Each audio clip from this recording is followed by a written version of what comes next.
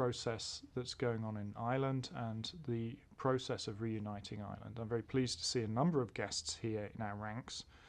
Professor Dr. Christa Luft is here. I'm very pleased to see her here.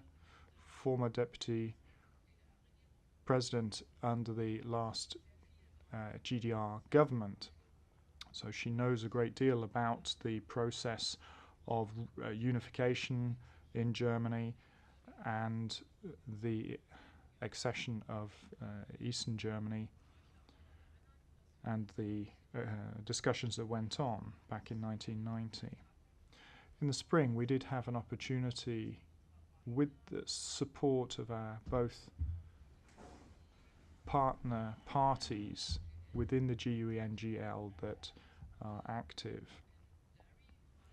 We went to both Derry and Dublin.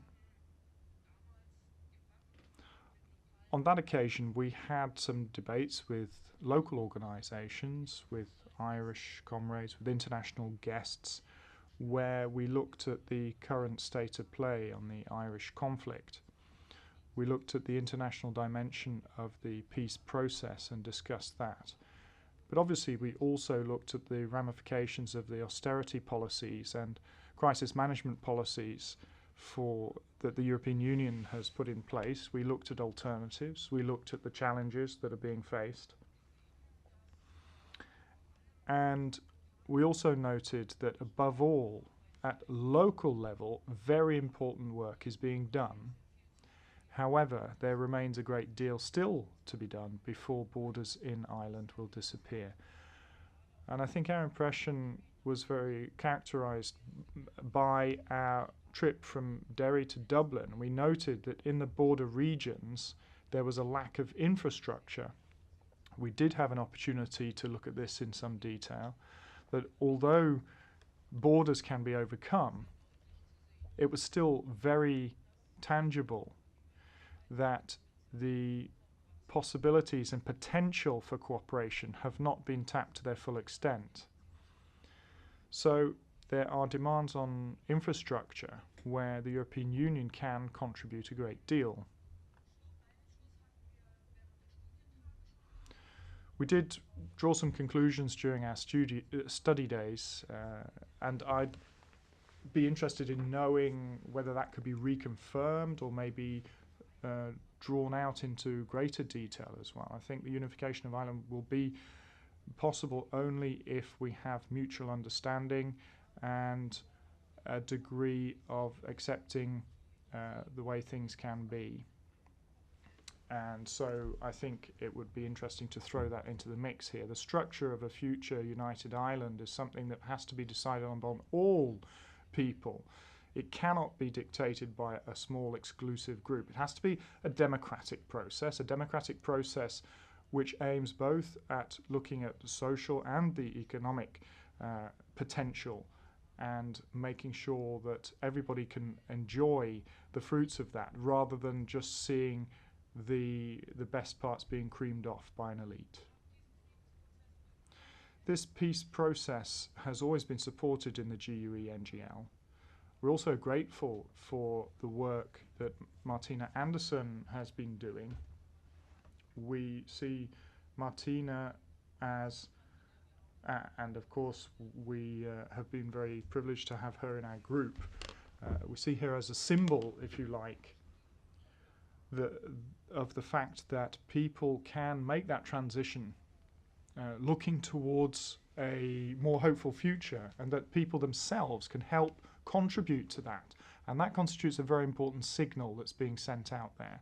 And that's something that we managed to understand, that we can agree on, that a unification process always has to be created and moulded by the people who were concerned by the division. There has to be commonalities, there has to be agreement, opportunities have to be taken so that people who have the experience that's required are brought together.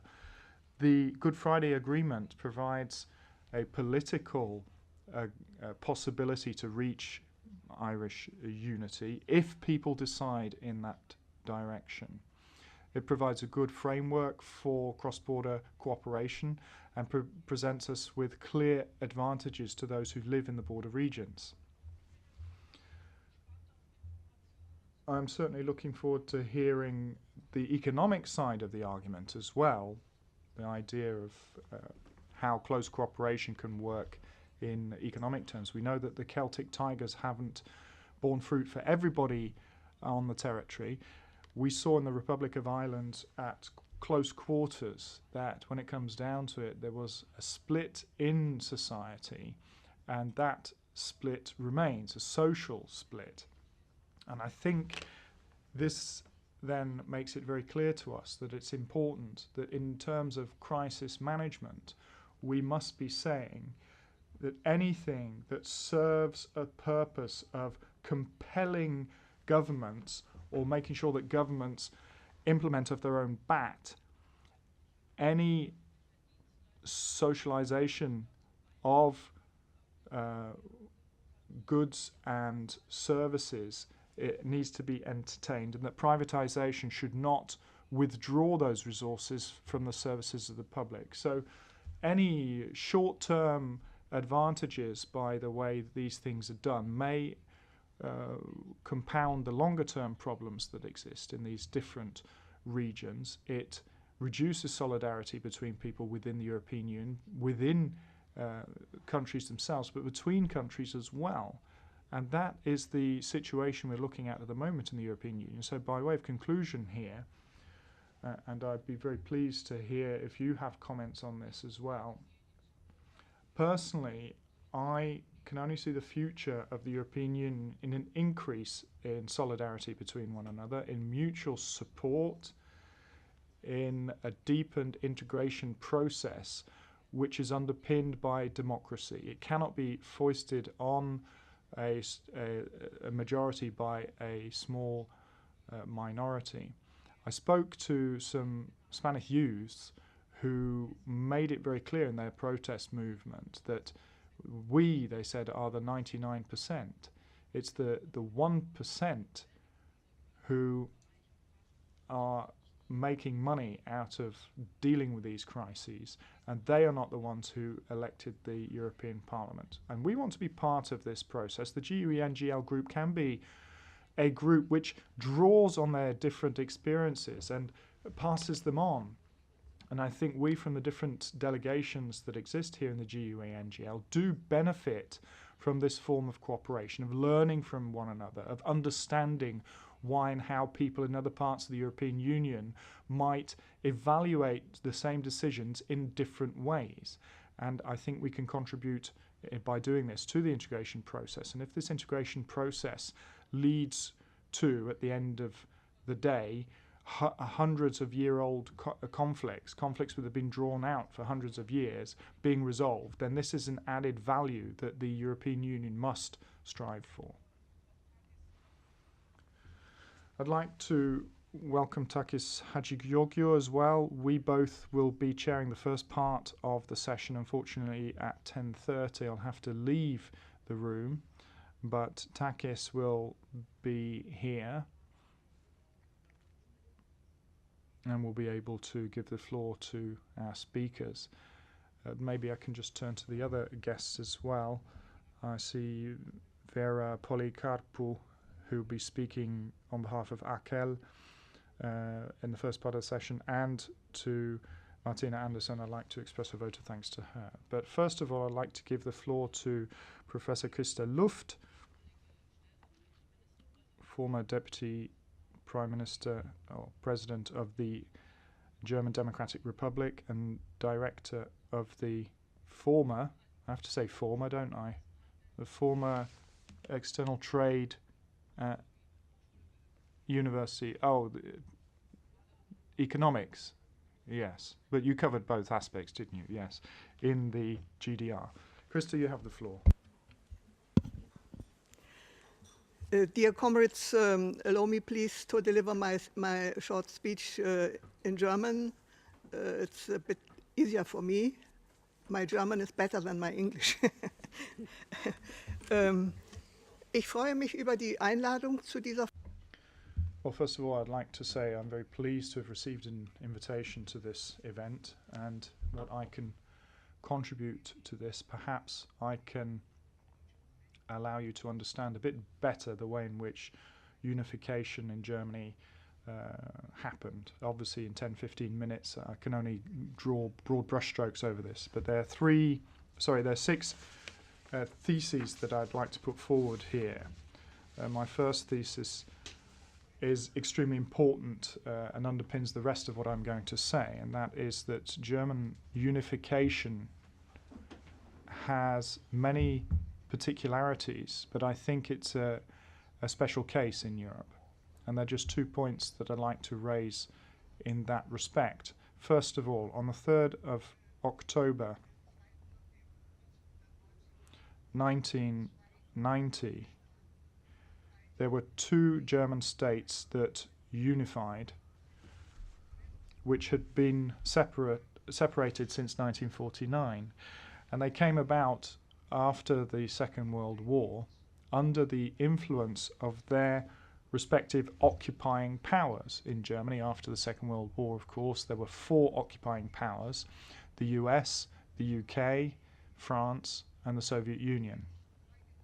And the first 3 of those that I mentioned, in 1949, May 1949 indeed, they established the Federal Republic of Germany, West Germany. And in the same year, a few months later, on the territory of the Soviet-occupied zone, the German Democratic Republic was born. And under the influence of the occupying powers, there were 2 separate and distinct social orders that developed. And I think that's the first particularity which I think should be noted. If there were to be Korean reunification, I think this would become important, even if the Korean case and the German case are not comparable in many ways. Both of them have different social orders that would have to be brought together.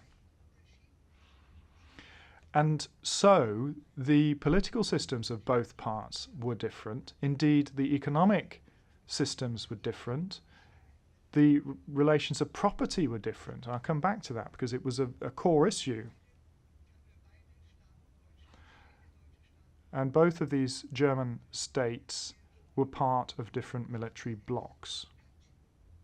Now, all of that, of course, had an effect on the socialization of the population in both of these 2 states. And the way in which these 2 states were brought back together, this became extremely important.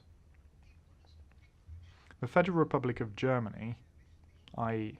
the part of Germany that was occupied by the Western powers, in this bringing together of the 2 states, deemed itself to be the victor. That's how it felt. And so it insisted on making sure that there wasn't a unification with Eastern Germany on an equal footing, that's not the way it should be. But the Federal Republic of Germany insisted that the GDR should accede to the Constitution of West Germany. So any legal specificities, property relations, taxation systems, training, education, all of those aspects would be excluded from what was in the West German Constitution at the time. So basically,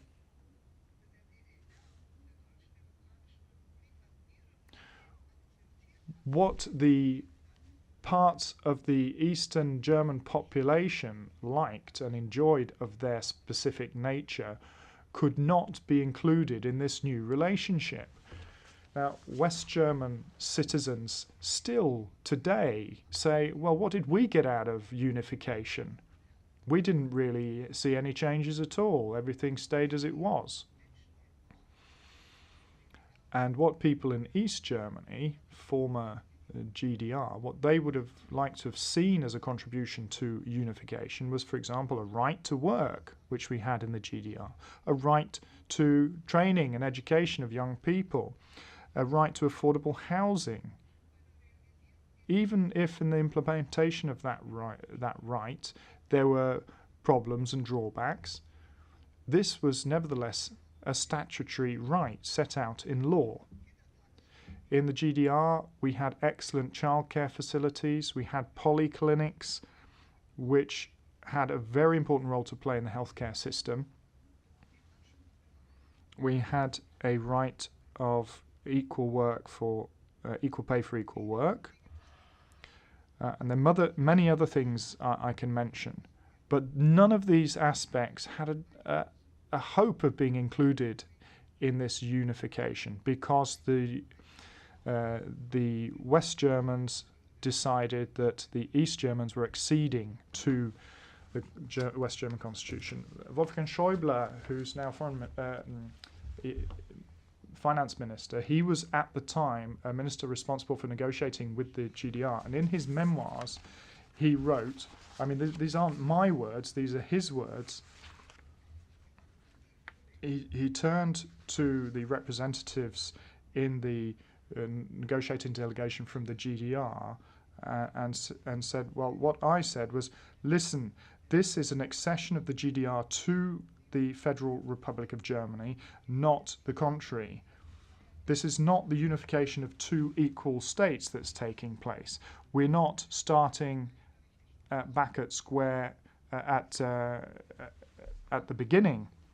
There is the Constitution, there is the German Federal Republic. Let us assume that you have been excluded from that Constitution for 40 years. So that's what he said, word for word. And that was really the feeling that had a prevailing effect on the negotiations. As Gabi Zimmer said earlier, the coming together of two previously separate states can only be successful if there is an understanding and conciliation present. And I can tell you then there was far too little of that in our case. A second thesis, the unification of the two Germanys after 40 years of separation was something that the Eastern German population indeed longed for. They did desire this, but nobody felt that it would be possible within such a short space of time. We still assumed that it would take a long, long time, if it would ever happen at all.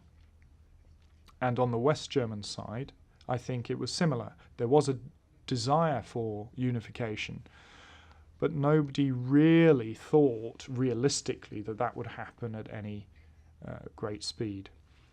At the end of the 80s, a large part of the East German population demonstrated against the lack of reform, lack of willingness of reform of its own state, and they expressed their lack of satisfaction with that state of affairs. And also the Soviet leadership, the president, Mr. Gorbachev at the time, said in public that the Soviets were quite happy to take their brother country, as they always refer to us as, and release us from their sphere of influence. Now that gave rise to a completely new situation. On the 9th of November 1989, the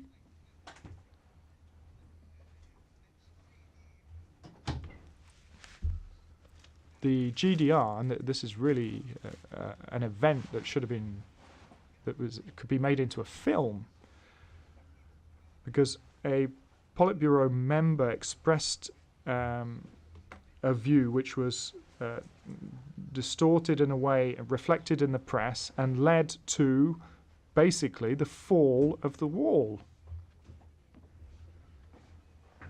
And just a number of weeks previously, that would have been inconceivable. So that this sort of historic event could have happened in such a brief period.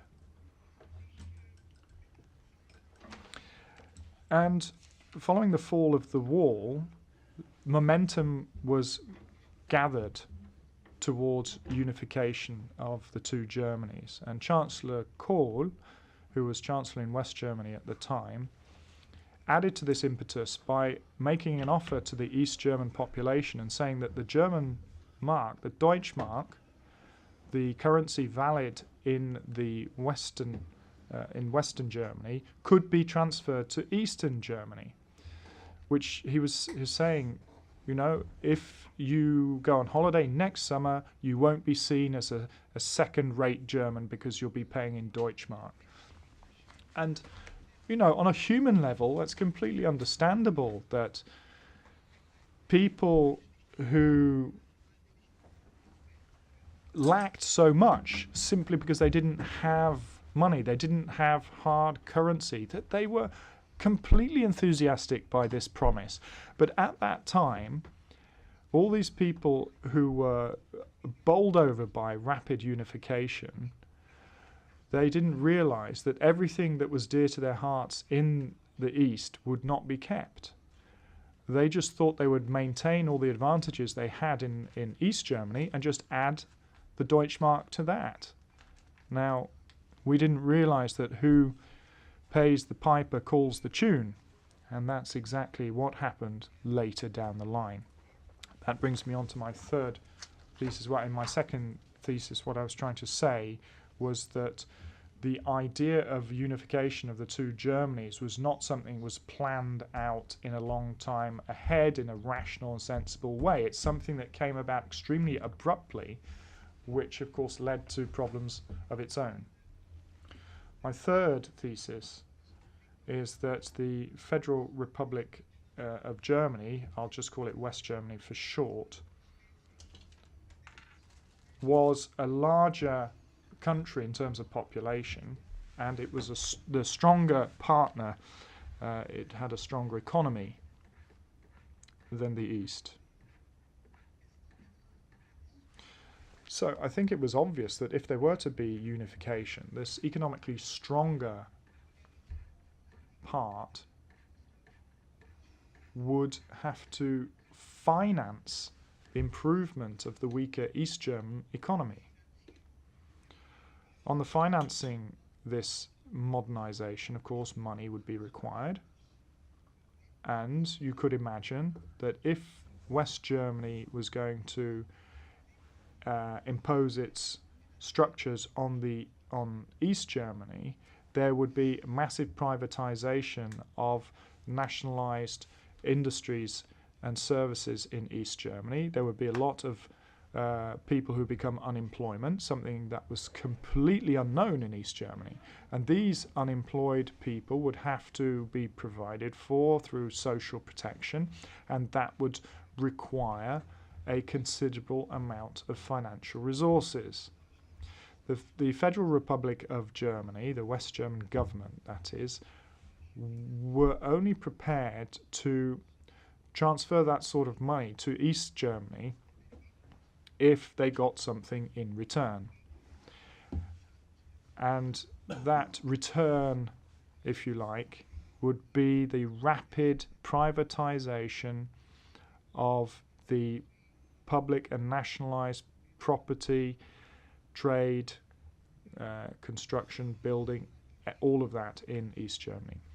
And the privatization here, this was a sui generis case in history. Within the space of 4 years, the entire country was privatized.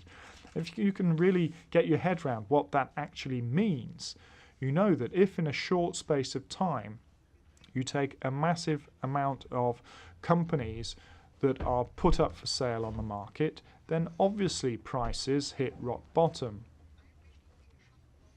And the direction that's been laid out for that privatization was dictated by the privatization agency, and they put pressure that on the idea that this then would be able to be done within 4 years.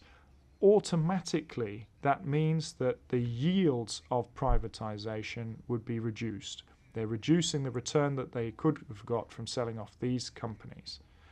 And it meant that the whole privatization process was done and characterized by the interests of West German companies. They creamed off the best parts of East German industry. They were only interested in exploiting the markets that the Eastern Germany companies enjoyed, not just the internal market, the domestic market of East Germany, but the foreign market the East Germans commanded as well. They were also interested what the engineers were doing in their offices, in their research activities, for example. They weren't intent on maintaining production and maintaining employment. So within a short space of time, millions of people were made unemployed. It was cataclysmic. The East Germans, even those who possessed management qualities, really had little opportunity of getting a slice of the privatization pie, because we didn't have a great deal of savings potential, and that meant that the ability of East Germans to draw on that potential to buy into these new privatized companies was minimal. So as I say, within 2 or 3 years, there were millions of people who were made unemployed. And unemployment today in the eastern part of Germany, in percentage terms, is still twice as high as that of former West Germany. In absolute terms, obviously, it's been reduced, but in percentage terms, it's still far too high. And that has been a very bitter experience that we've had to put up with.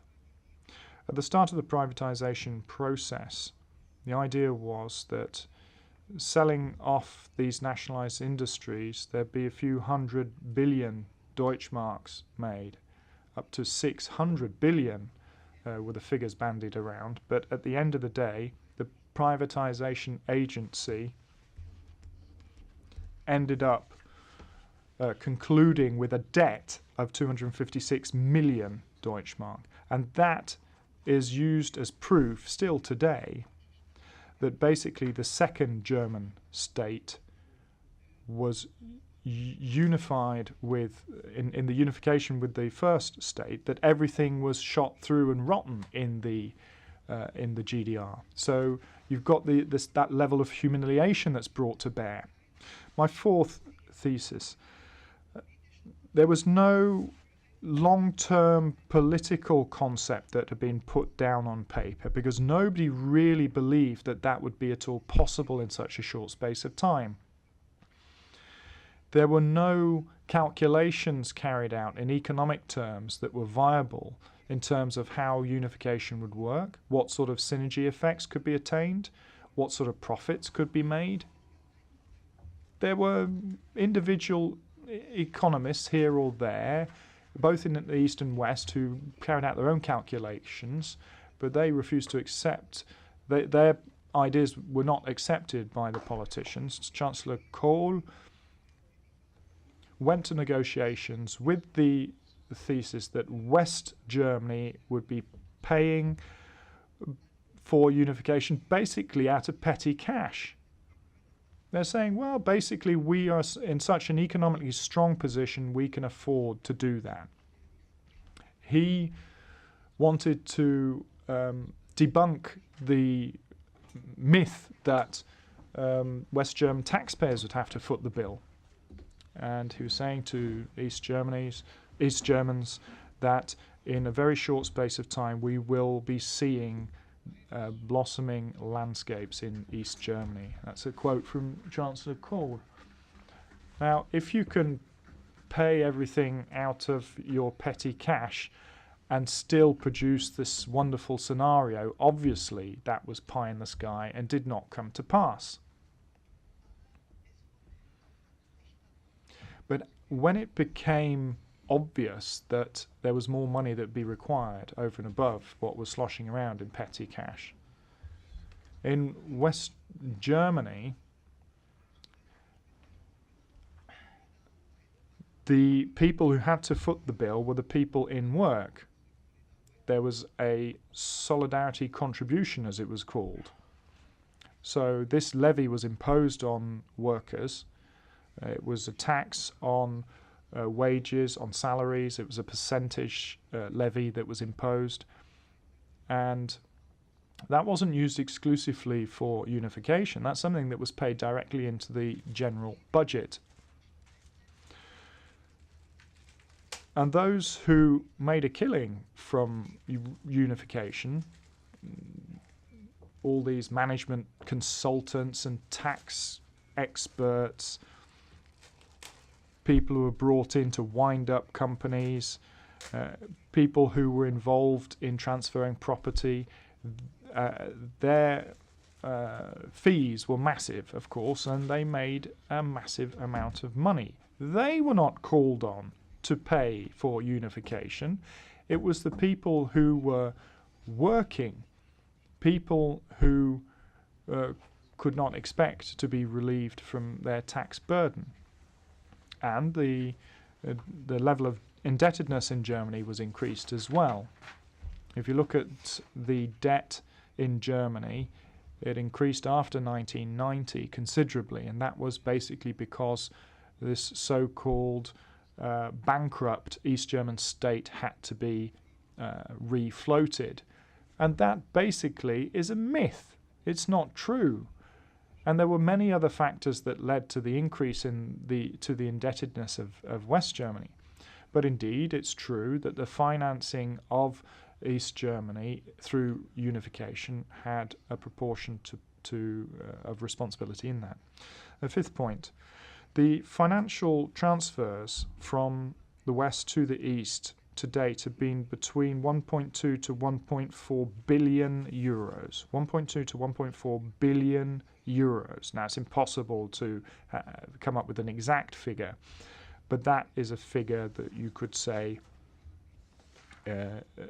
is an acceptable appreciation. It's a considerable sum. It's an impressive amount of money. And it's worth mentioning because this constituted an advantage that the East Germans had in joining a market economy vis-à-vis, say, the Czechs, the Hungarians, or the Polish populations who didn't have that level of funding. So these financial transfers from West to East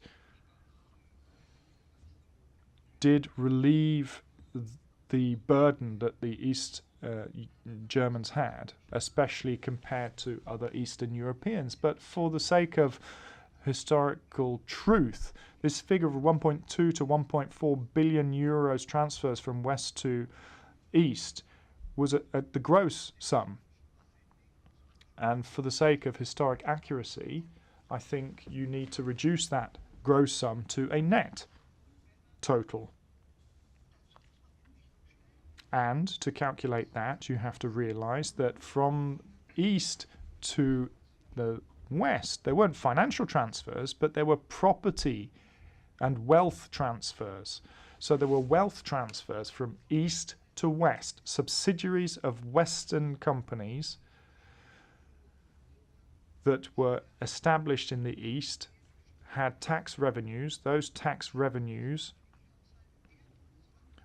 were transferred to the federal state, the Land, where the headquarters were established, and that was always and inevitably in the West.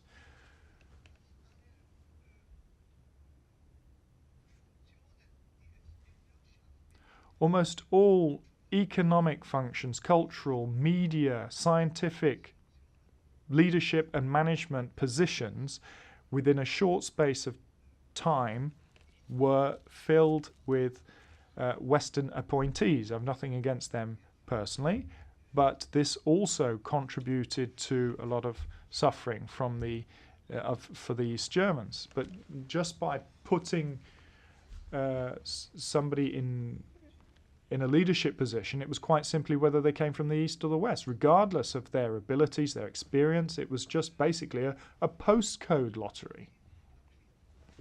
So I'd like to conclude that on that point and say that there were economists, for example, the former chairman of the Hallenser Institute for Economic Research, Ulrich Blum, his name was. He produced a long essay, and his conclusion there was that basically the East Germans have paid for unification themselves. And what he meant is you look at this considerable and impressive gross figure, and that needs to be reduced to a net figure.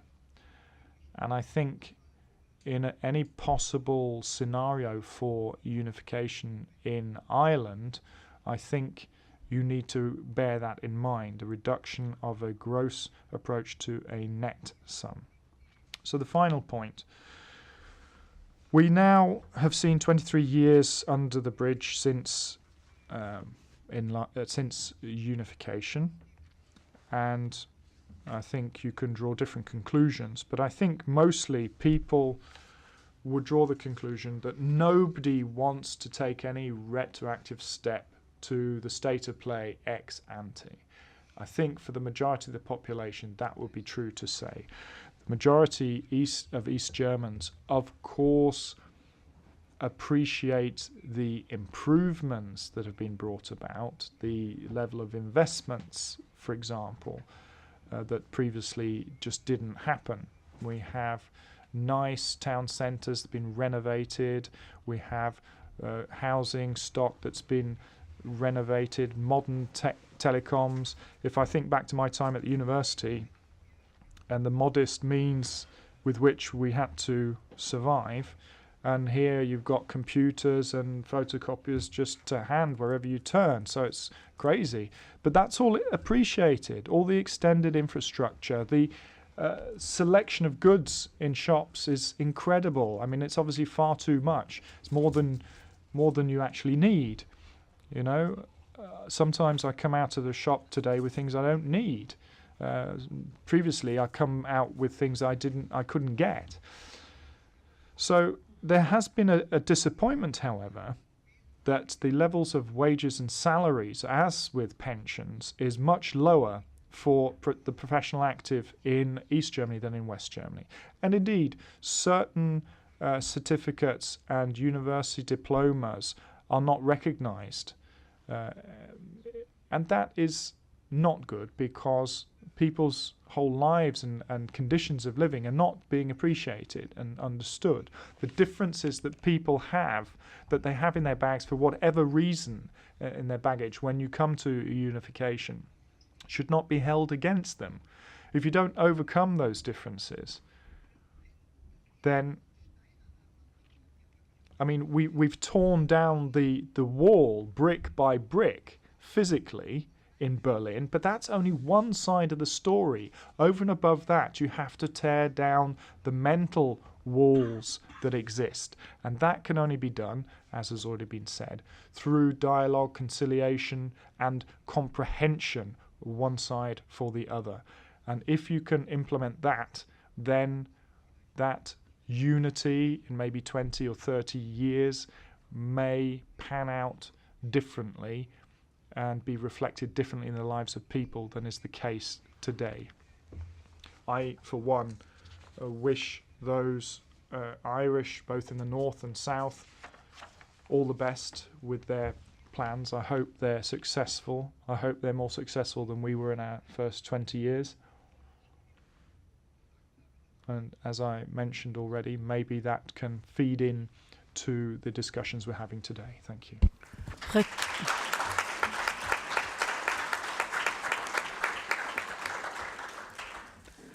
Recht herzlichen Dank, Christa. Thank you very much, Christa Luft, for this very clear explanation of the reunification process and how it came about and under what conditions it took place, and for telling us about the after effects today.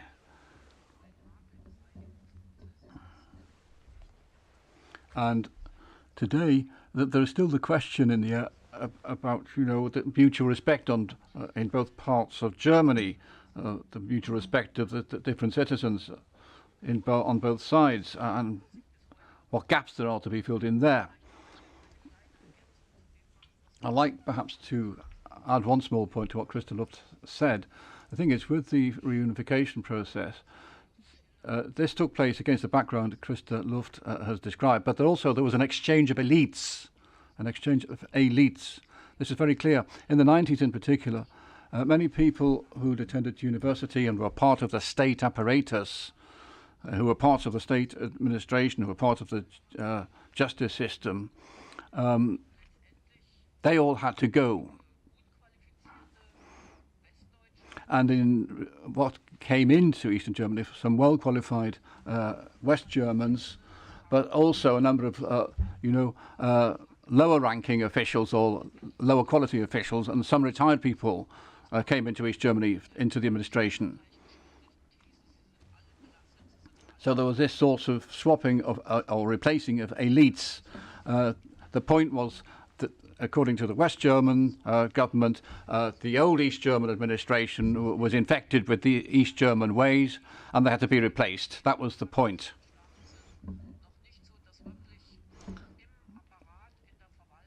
And as regards citizens of the former GDR, they still don't have equal rights, as it were, in terms of access to public administration jobs. In Thüringen, my Bundesland, if you look at the high levels of the administration, state administration, 80% of them are from West Germany, even today.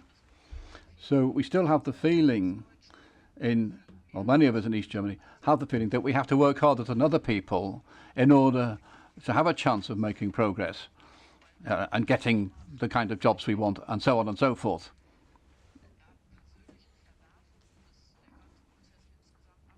So you have to appreciate the way that the whole process affected people as individuals, the reunification process. I would describe it also as a gigantic process involving the dequalification of women in East Germany. We didn't have equality in the past, and we certainly don't have equality now. And if you look at the experience of many women in all areas of economic activity, if you look at the experience of women in the eastern part of Germany trying to get professional qualifications and to make progress in their careers, at the same time being responsible for their families, it's very difficult for them to make career progress. And the thing is, overnight they were told, these women, that your qualifications in East Germany aren't worth anything. Overnight. So their qualifications were wiped out. And many of them had worked, for example, as engineers even. But with the deindustrialization of the eastern part of Germany, they lost their jobs, and they had to go and work, for example, as florists. Now, I'm from a part of Germany, where the horticulture, flower growing is a big industry, but there wasn't enough jobs for all these women who'd been thrown out of their old jobs, their old qualified jobs, to work in agriculture. And then the official version of the story was that the high unemployment rate in the eastern part of Germany was due to the desire of so many women wanting to work. They'd been used to working and they wanted to carry on working, and they had to be registered, or sought to be registered, as unemployed. And this led in turn to an enormous pay gap for women in Germany as well, which persists to this day. So can we move on? Takis, our next speaker. I believe he's going to chair the meeting for the rest of the morning. So I wish you all the best for the rest of the debate. I've also heard that there's all the text, today's texts and documents will be gathered together, the text of the speeches, so that you can do some follow-up reading. So all the best for the rest of the meeting.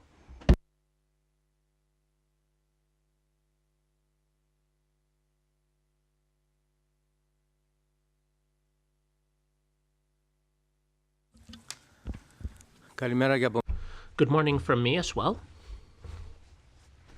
I would like, first of all, to thank the chair of our group, Gami Zimmer, for having chaired this event until now.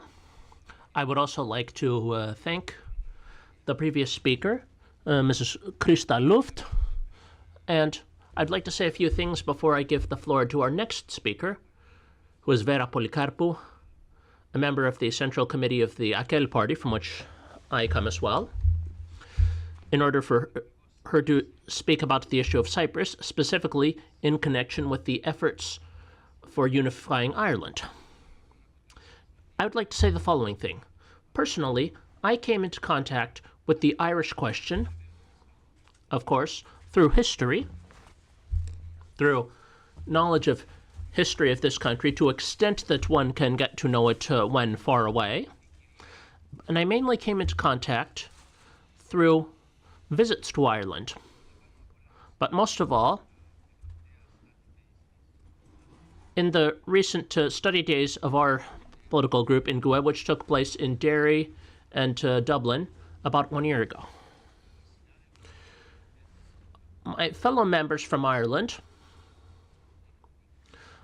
Martina, who is on my left, but also Paul Murphy, also contributed through our discussions with them to deepening this knowledge. And I'm happy to say this because the last article of the agreement between the IRA and the English for the resolution of the Irish question ends by saying that the unification of Ireland remains up to the Irish people.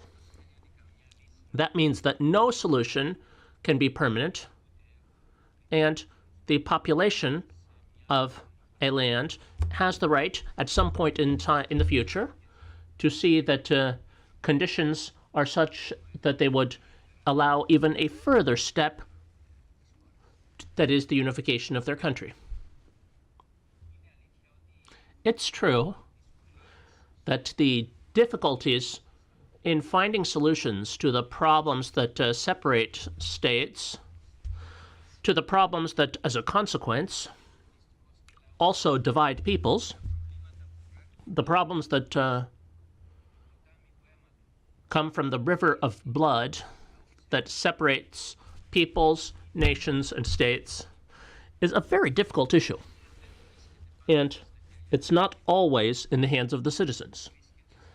It's in the hands of representatives of the powers that be, who do not always follow, or rather they rarely follow, the sense and the feeling and the will of the people that they represent. Today, of course, in Europe, we say, and it is correct to support and this position and remind one another that we have left conflicts and the deaths of millions of people and so much blood behind us, but we are continuing to experience a new economic war. It may not leave so many deaths behind, but although it does leave deaths behind in terms of economic difficulties, there are millions of families that can't manage to make a living.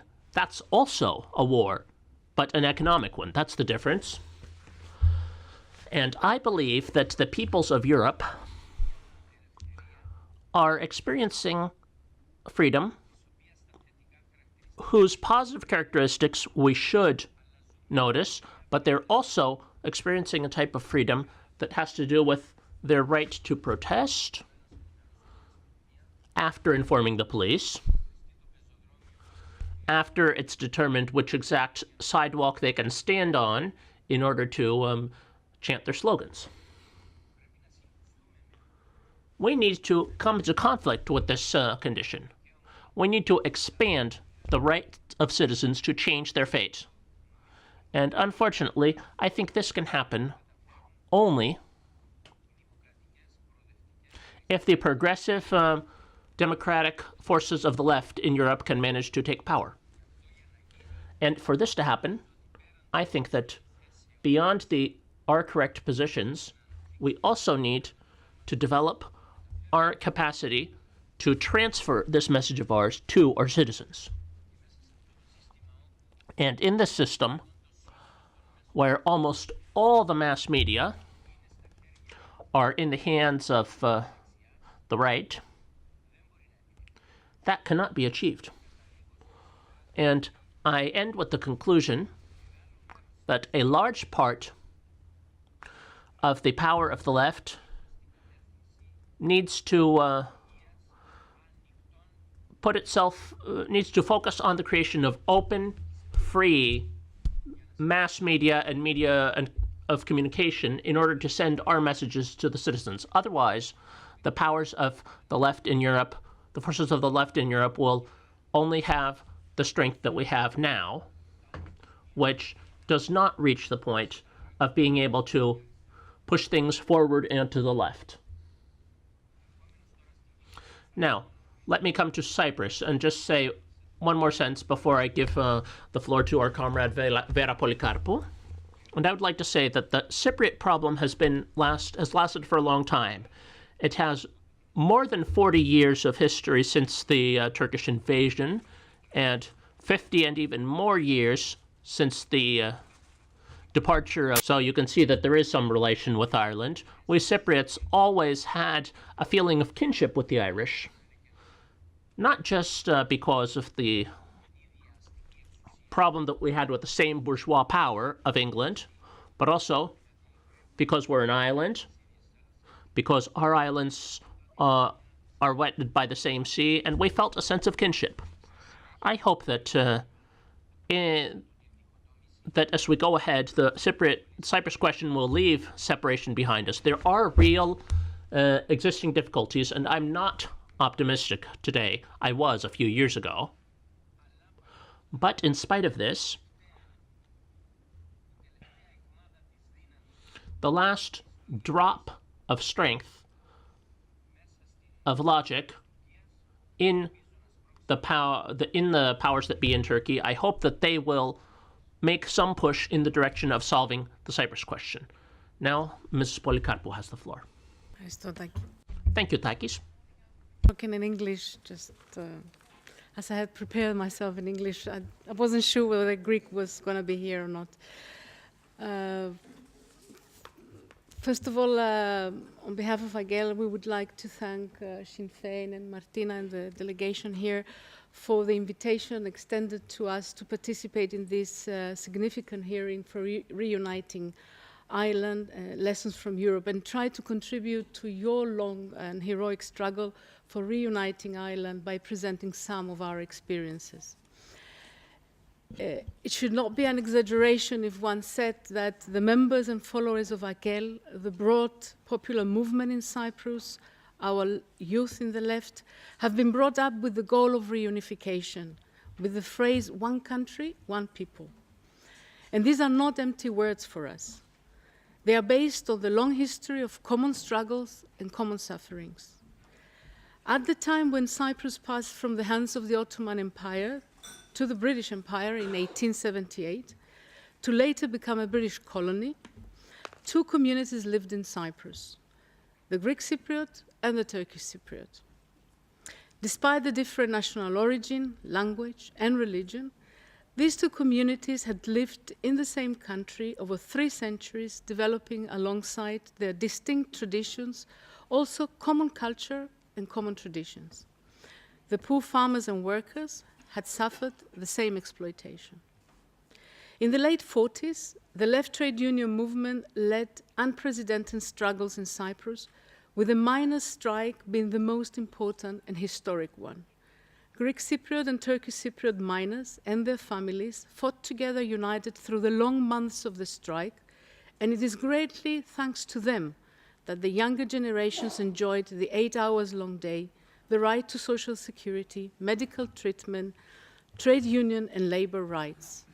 Rights, I have to say, that we are gradually losing due to the onslaught of the infamous Troika and its neoliberal right-wing representatives in Cyprus. And this is one more common point between Cyprus and Ireland, on top of what Takis has just mentioned.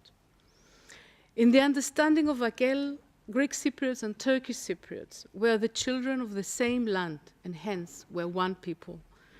Akel and its predecessor, the Communist Party of Cyprus, were formed as parties of all Cypriots, irrespective of national origin, language, or religion. To this day, we maintain this stand. In 1960, Cyprus gained its independence from Britain, but inherited the anachronistic and divisive constitution based on the Zurich and London agreements and 3 guarantor powers. The British used their principle of divide and rule in order to retain permanent use of the geostrategic location of Cyprus at the crossroad of Europe, Asia, and Africa. To this day, Britain has 2 so-called sovereign bases in Cyprus, and you might have heard recently that these are not just military bases, but also serve the big eavesdropping system spying all over the Middle East. The divisive basis on which the young Republic of Cyprus was established, the permanent foreign imperialist interventions, but for Akel, reunification goes along 2 parallel but interdependent lines of struggle. The talks between the leaders of the 2 communities and rapprochement between Greek Cypriots and Turkish Cypriots.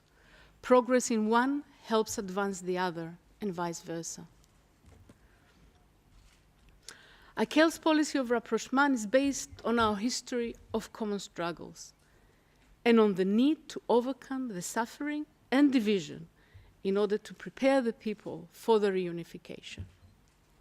In that direction, Akel holds bilateral meetings and political gatherings with Turkish Cypriot political parties, mainly the Republican Turkish Party and the United Cyprus Party, aiming to build consensus and understandings for the solution of the Cyprus problem. A long work and activities have been organized by the trade unions, youth, women, and cultural organizations. Just to cite 2 examples. The 1st of May manifestations are jointly held on both sides of Nicosia, of divided Nicosia, because this is the last divided capital. One in the morning and one in the afternoon. Our youth, among other activities, organize yearly a week of various common actions called Under the Same Sky, dedicated to Dervish Ali Kavazoglu and Kostas Mishaoulis, our 2 symbols of friendship between the Greek Cypriot and Turkish Cypriot communities. In this sense, it would be worthwhile to note some positive contributions from the part of the EU. The EU has helped finance some common projects where representatives from the 2 communities have or are working together. Besides projects for the youth, I would mention the financial support given to the Nicosia Master Plan, which prepares the old town of divided Nicosia for reunification, to the renovation of the sewage system in Nicosia, to the Technical Committee on Cultural Heritage aimed to salvage monuments of our common heritage. I would like, however, to make a special reference to the financial support granted to the Committee on the Missing Persons. The recent history of Cyprus left it with the open wound of 2,000 missing persons, Greek Cypriots and Turkish Cypriots. Without healing this wound, the country cannot move ahead. Since 2005, teams of Greek Cypriot and Turkish Cypriot experts have been digging, exhuming, and identifying remains of missing persons. This painstaking work has brought together families of the missing from both communities and is helping to soothe the pain and gradually replace it with understanding and trust. For reunification, as you very well know, the economy of the country has to be integrated. In the case of Cyprus, the long division has taken its toll. From 1974 until 2003, there was no movement and no exchanges between the free and occupied part of the island.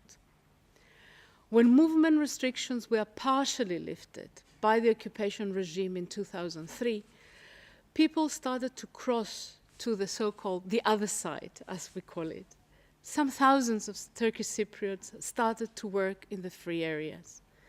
The EU Green Line regulation, in place since 2006, has facilitated some but limited commercial exchanges. Gradually, various crossing points were opened, facilitating contacts between Greek Cypriots and Turkish Cypriots. However, these crossing points can in no case be perceived as checkpoints on a border and replace the need for a comprehensive solution with free movement. As we talk, the economy of the Republic of Cyprus is suffering the disastrous results of the Eurogroup bail-in decision of last March and the imposition of the austerity measures through the memorandum of the infamous Troika. At the same time, Turkey has imposed on the occupied areas similar measures and a sell-off to the big Turkish capital, leading the Turkish Cypriot community to economic distress. We still do not know what impact that would have on the search for a solution. Maybe the aim is to force Cypriots to capitulate, but I don't think we shall be surrendering. Having said the above, I do not claim that all is done or that there are no problems between the two communities. Much more remains to be done. But for this, a solution is imperative, and progress in the negotiations can boost the effectiveness of rapprochement. Last week we had here a very broad debate on the Cyprus problem, so I will not be going into that, and we have available a lot of material on the stage as to where the Cyprus problem is currently. So AKEL has been the party working full-heartedly for a solution, for a just solution to the Cyprus problem. It is our conviction that to reach a solution that would not lead our country and people back to the tragic experiences of the recent past, talks between the two communities should have a specific framework, as well as set by the relevant UN Security Council resolutions. The framework should be defining as the solution will be one of a bizonal bicommunal federation with political equality as defined in the UN Secretary General's reports, and be based on a single united state with a single sovereignty, single international personality, and single citizenship. Cyprus should be freed of occupation and foreign military presence, become indeed independent without the burden of guarantor powers.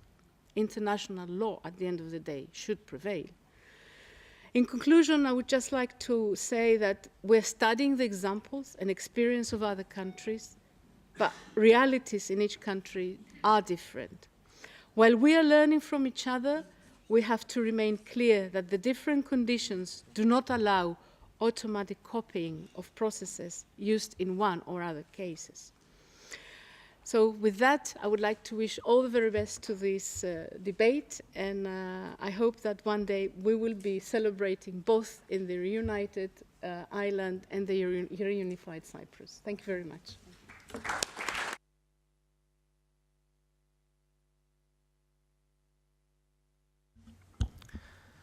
So we have just 10 more minutes till the time Paul Murphy will replace me on the chair. And I now ask you if anybody of you wants to take the floor to make a statement or to make any question or a comment for us on the panel to reply.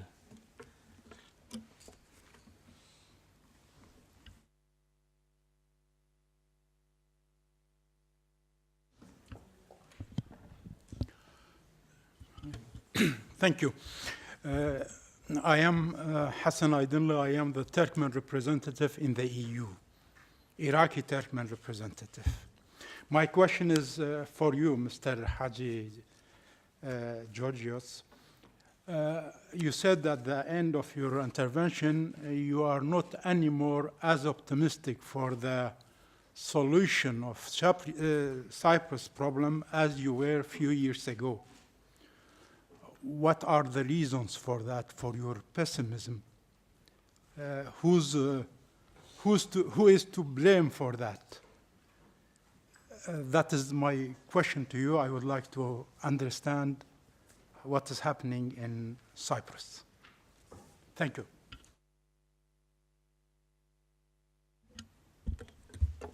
Επειδή δεν Since I don't wish to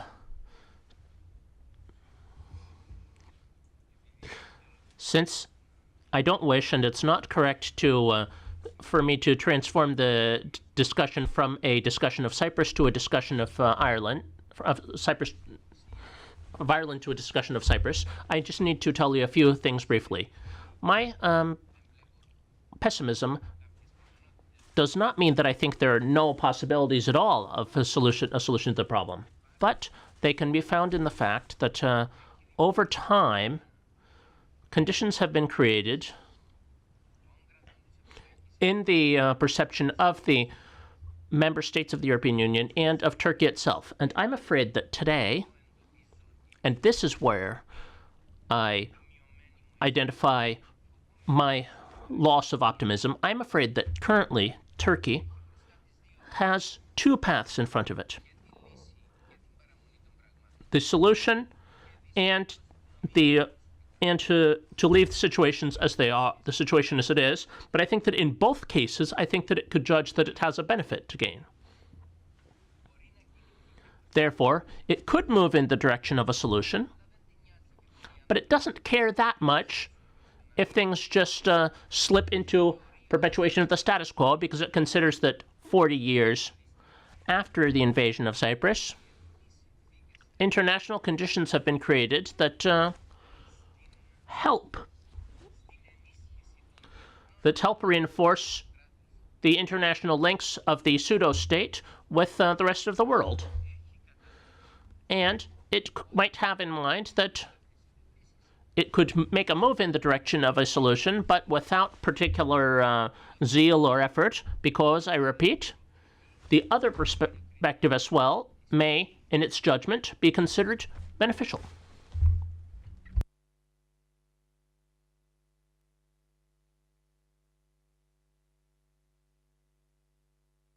Sinn Féin MEP candidate for Ireland South. This is a question for Dr. Christa. I just want to know, do you think that the inequality that exists in East Germany, you know, that's going to be sorted out in terms of when you're talking about the current imbalance regarding employment, women and education? Are you optimistic that these are issues that are going to be addressed and that eventually equality will come about?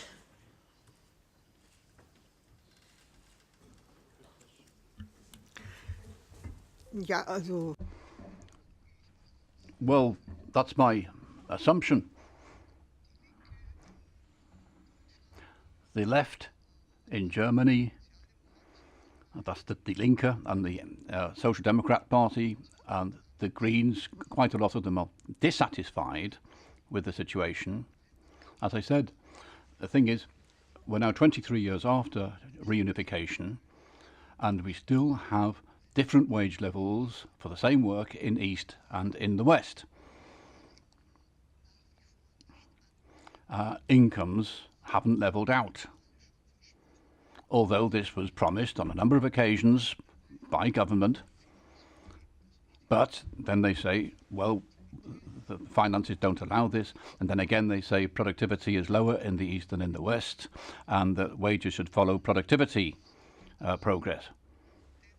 That's the situation. Now, when it comes to productivity in the East, in certain areas of activity, it is lower than in West Germany.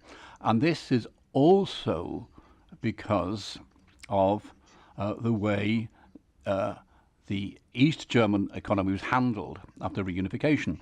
After reunification, we had this privatization process, and that meant that all the big companies in the East were liquidated. We once had 135 big companies, and some of them really were too big, that's for sure. But it's not unusual for a big company to survive. But only 5 survived in the East. And the thing is, when you have a big company, then smaller companies settle around them. And that leads to increases in productivity. So the excuse is that productivity is lower in the East, therefore wages should remain lower.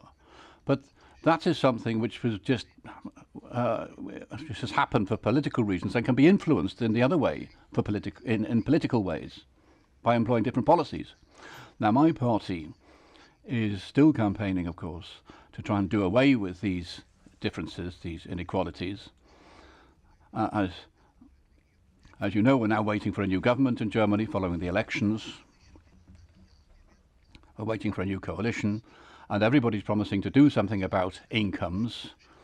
But now there are new tax estimates being produced, and the government, or the people who will be in government, are saying that we're going to have to set a reservation against the whole future budget because our prospective tax income is not as great as we thought it would be.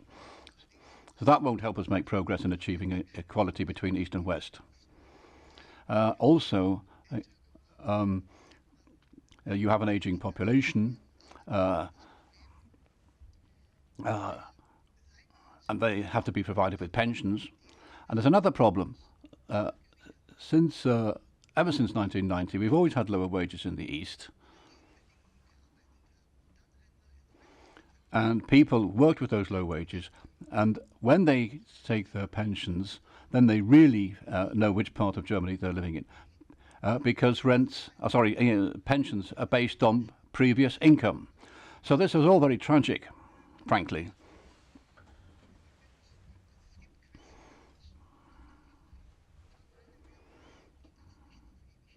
But this is not something we can put up for forever. And in certain areas of activity, certain industries, certain professions, there really is very stark inequality, which is quite unacceptable. And it has to be said, in the past, in the old East Germany, we had excellent education, and in some areas our technical departments, our scientific departments, are superior to the Western German universities. The PISA studies also show that in science, our students in the East are doing better in sciences than the Western German Länder. And that's because our original teachers decades ago were better trained and were still feeling the beneficial effects of the teaching of the sciences in East Germany. But there are still these differences. There are still these social differences between East and West. And this undermines the feeling that we are, one people, one nation.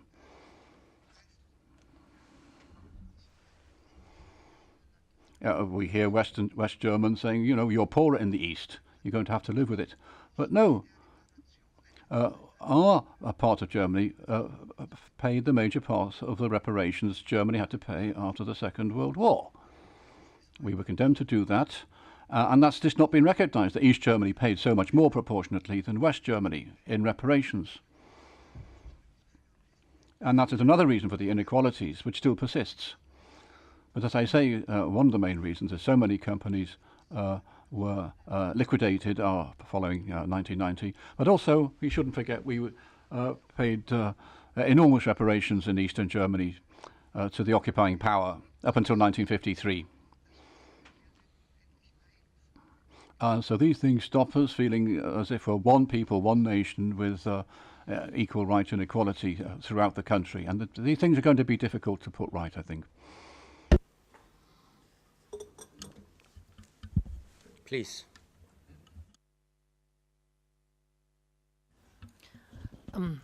Thank you. My name is Uschi Grandl. I'm from Germany as well. I'm from the West originally. And Christa, thanks very much for your contribution.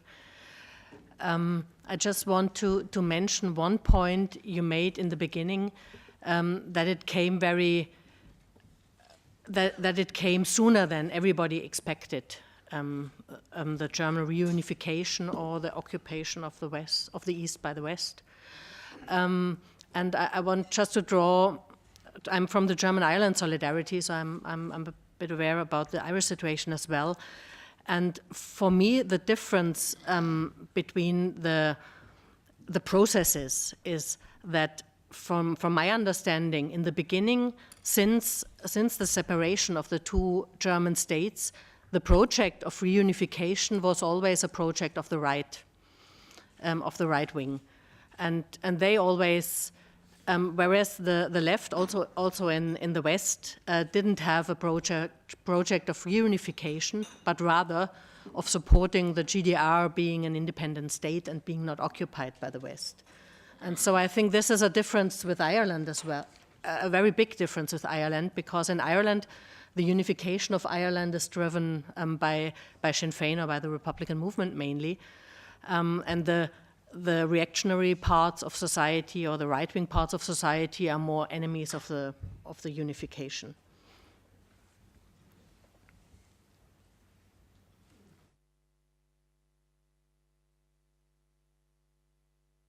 Ich habe dazu keinen Kommentar. Well, I've no comment to make on that. I see things the same way. Of course, the left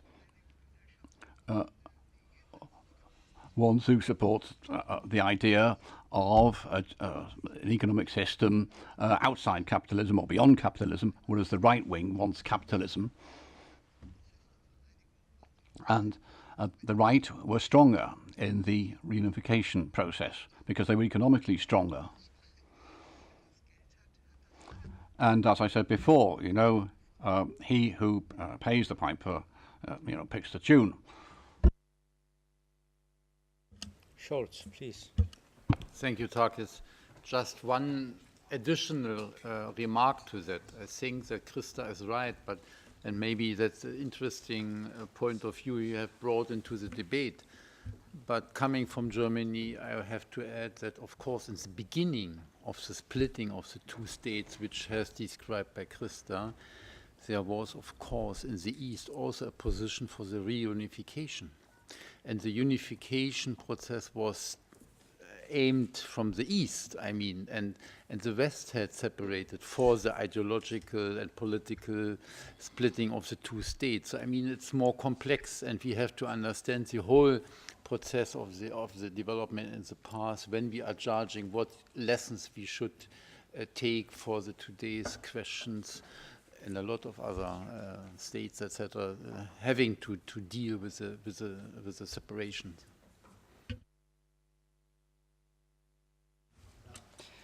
My name is Silvia Calamati. I come from Italy. I'm a journalist and writer.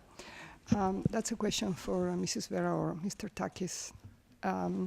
Could you tell us something about the results of the last referendum in Cyprus and why many people voted no to this referendum? And secondly, I would like to launch an appeal as to the closure of the Greek public TV, ERT. ERT has been closed down for a few months, and there's no sign for it to open. That was the voice of Greece for many people who live abroad. For many Greeks who live abroad, I could get information about Cyprus from this public TV, and I would like to see if it's possible or if you have any news for this public TV to be reopened, not only to know more about what's going on in Greece. We are very close in Italy from Greece, but there's no information about Greece. There were one killing 1 month ago and 2 killings by Chrysiavgi, and there's no information whatsoever, and we are so close. So I think that if a public TV reopens like ERT, all Europe, all the Greeks who live abroad can get more information, and we can play a stronger support to the people in Cyprus.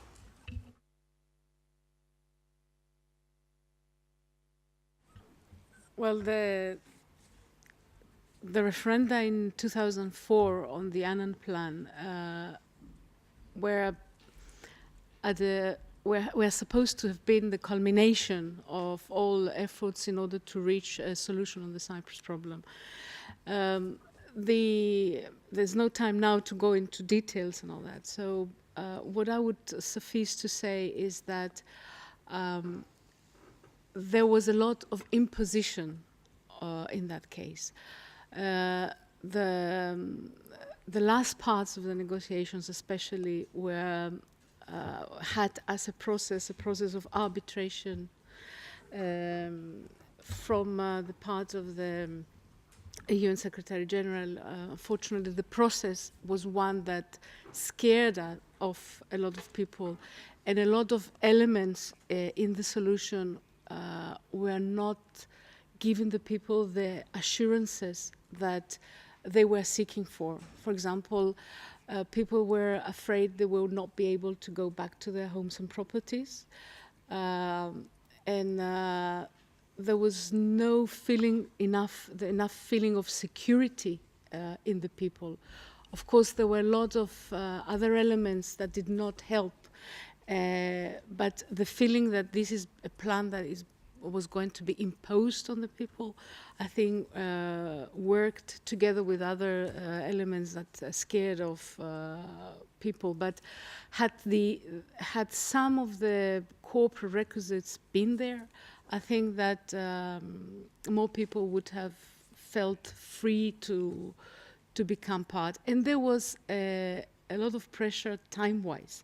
Like, you have to decide by such a date in April before the accession of Cyprus to the EU. That was supposed to have been a catalyst, that was supposed to have helped, but it didn't give the time for the people to really understand what was all about, and all the different rumors were not helping to secure that feeling of safety for the future. And because of all the elements that I have mentioned, the past history is haunting. So time should have been given to the people, and at the same time, the plan should not have been like imposed from above, but there should have been more freedom as to the Cypriots. And that was what we, when our leader, our former General Secretary, Dimitris Christofias, when he became President of the Republic in 2008, this is what he tried to do, to take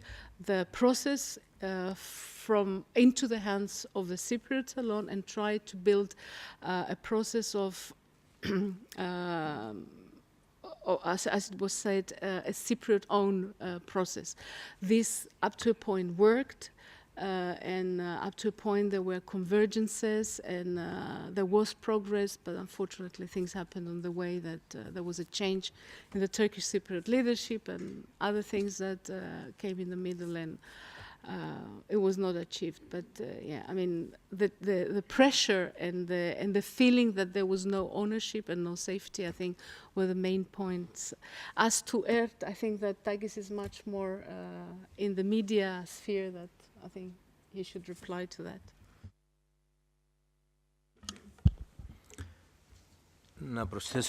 Let me add two things about the referenda. I would just like to say that according to the polls that followed the votes,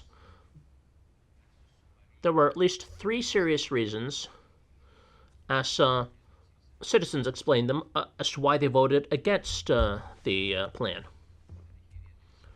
It's not particularly important, but it is important to listen to the minority as well. One main reason was the guarantees of Turkey. That's what people say. They voted no because they did not want Turkey to have guarantees, or Turkey to be a guarantor power for Cyprus when Cyprus was the member of the European Union. There was no reason for another state, which was not a member state of the European Union, to guarantee the independence of Cyprus. And there was a fear of a repetition of events of 1974. A second reason was because the Turkish army would not withdraw completely.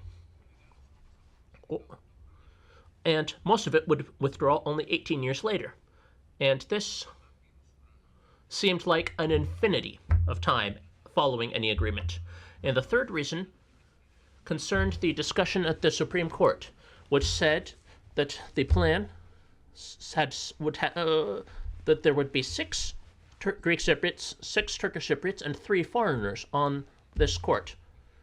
This meant that if the Greek Cypriots and Turkish Cypriots disagreed in the Supreme Court, the foreigners would decide, and this provided a sense of the limitation of the independence and self-determination of the state.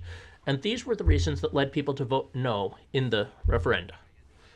Now, as far as Ert, there is no doubt that there was an attack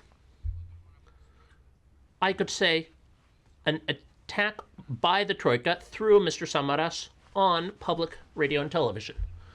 Any other problems that were existent, such as the immense excess of personnel or the uncontrolled salaries, of course, those problems needed to be solved, but not through a process that was essentially a policing process like what we observed. And in particular, you are absolutely right about the people that are living outside Greece, whether they are Greeks living abroad or other citizens such as journalists. ERT played an unbelievably important role in providing them with information.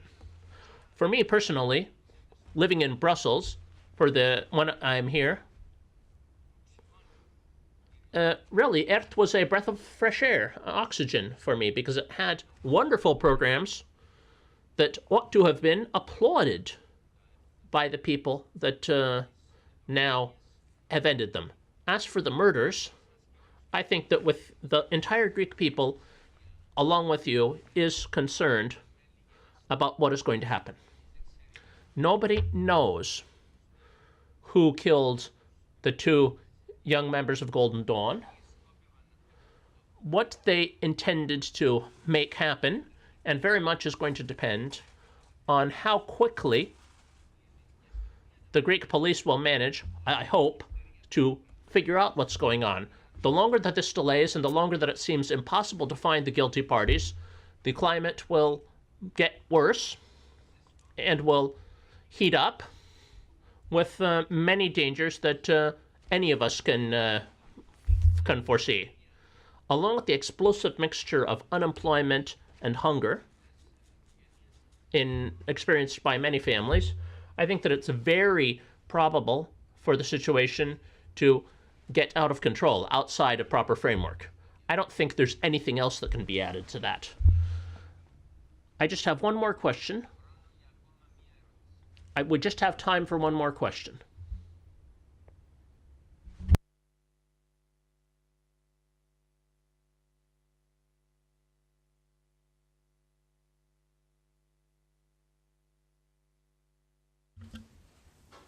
Okay.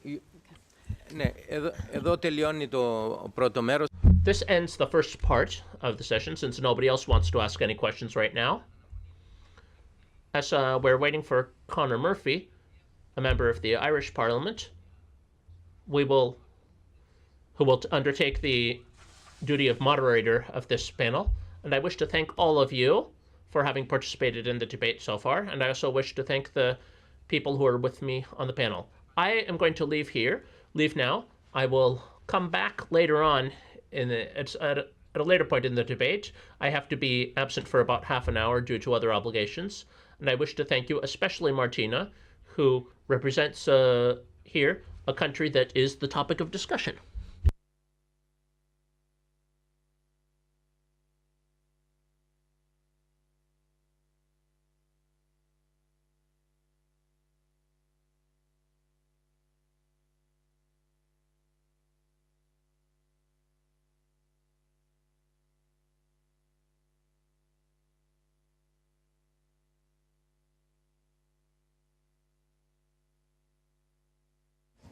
We're not going to give Conor really much time to catch his breath before we go into this next session.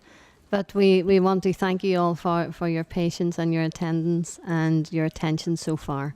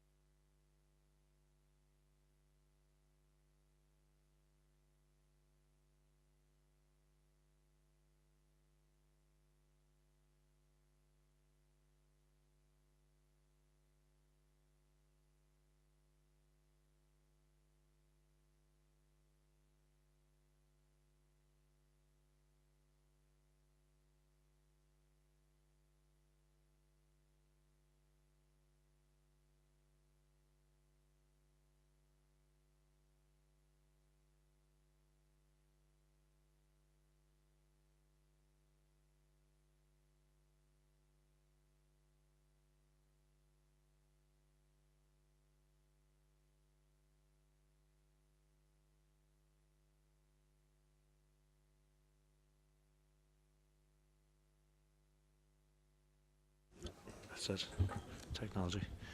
Okay, we'll make a start. Apologies for being late. We're just a slight delay coming in from the airport. My name is Conor Murphy. I'm MP for Newry and Armagh, which is a constituency in Ireland on the border between north and south, just on the northern side of the border.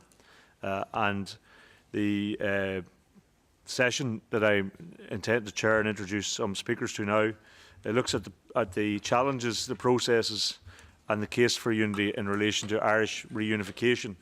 As an elected representative for quite a long number of years now in a border area, I'm very much aware, and as are my colleagues, of the impact that that border has had on Ireland, on its development either side of the border, north and south, on the restrictions that it's placed in terms of growth, of investment in border areas, of movement, of relationships between businesses across the island, of relationships in terms of employment opportunities and workers, different taxation systems, different currencies, different regulations, all on one small island of 6 million people.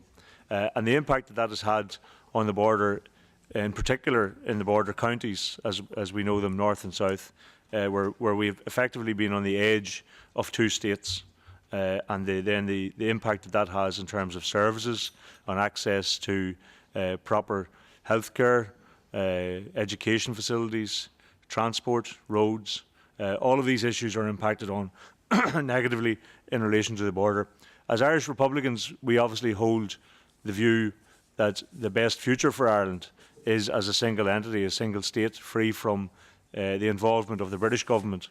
And whether people support that view or don't, I think there is a widespread recognition in Ireland and outside of Ireland and across the EU as well, that the imposition of borders does impact in a negative way on people who live in proximity to those borders.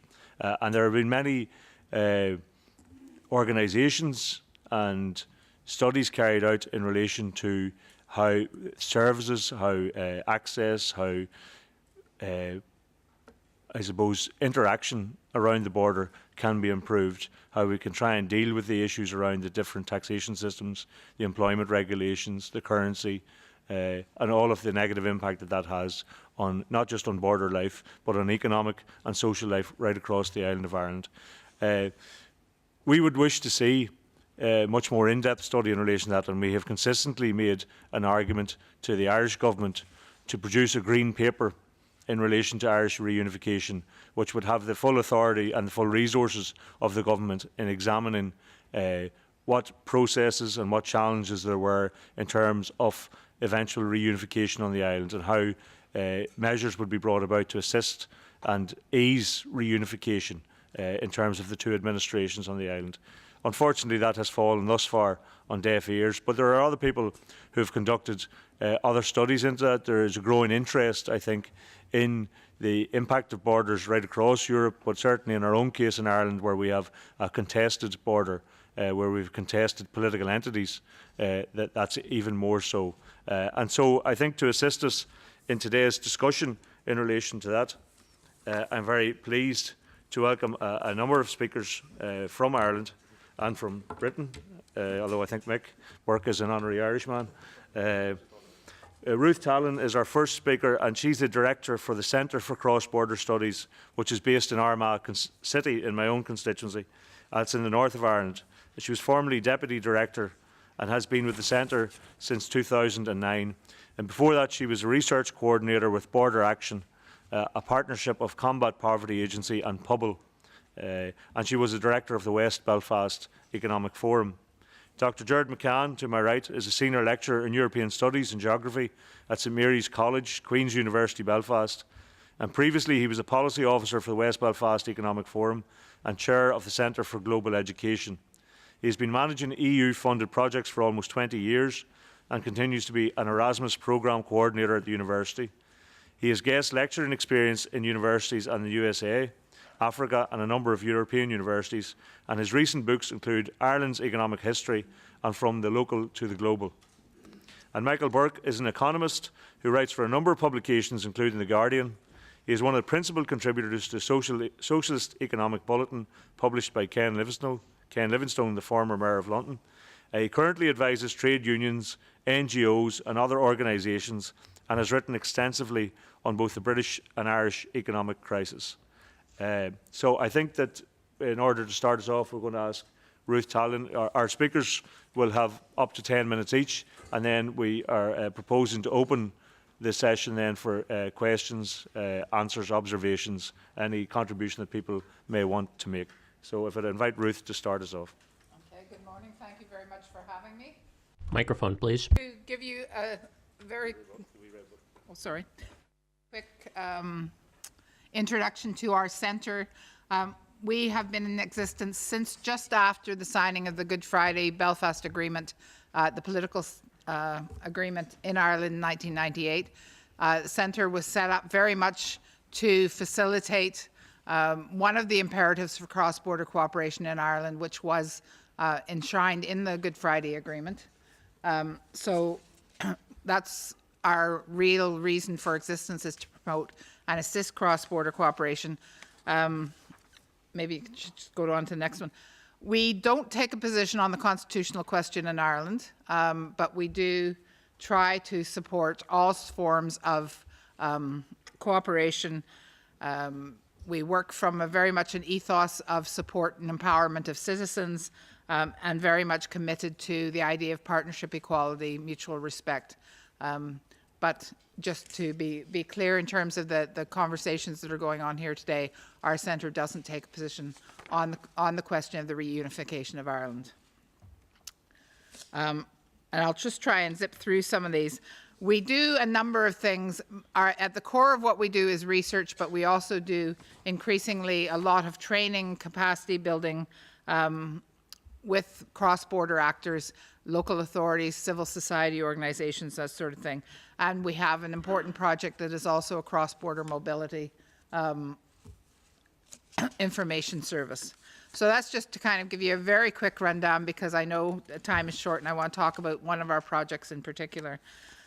Also, though, just to say that the context that we work in increasingly is both the imperative for cross-border cooperation that comes out of the Good Friday Agreement of 1998, and also European cohesion policy. So those are the two drivers for the work that we do, and increasingly a lot of the work that we do is very much cast and framed within the European context as well.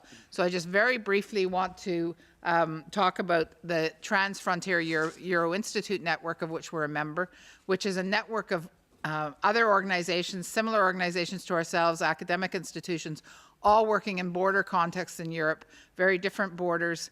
But what we have in common is two things. One, we work together on capacity building and support for capacity building in border regions. And increasingly, we're also developing our research strand, and so a network of researchers working on border issues. So I'm zip through, I think, a couple of these. And to say that at the moment, what we're working on, which I would like to draw your attention to because it will be finished next year, is a toolkit to support cross-border project management with an emphasis on intercultural working. So for people who are working across borders, whether it's local authority partnerships or other sorts of partnerships, we'll have a package of tools that we're developing to support that kind of work. So I just wanted to put those things in before I talk about cross-border cooperation in Ireland, which is really kind of what our main activity is.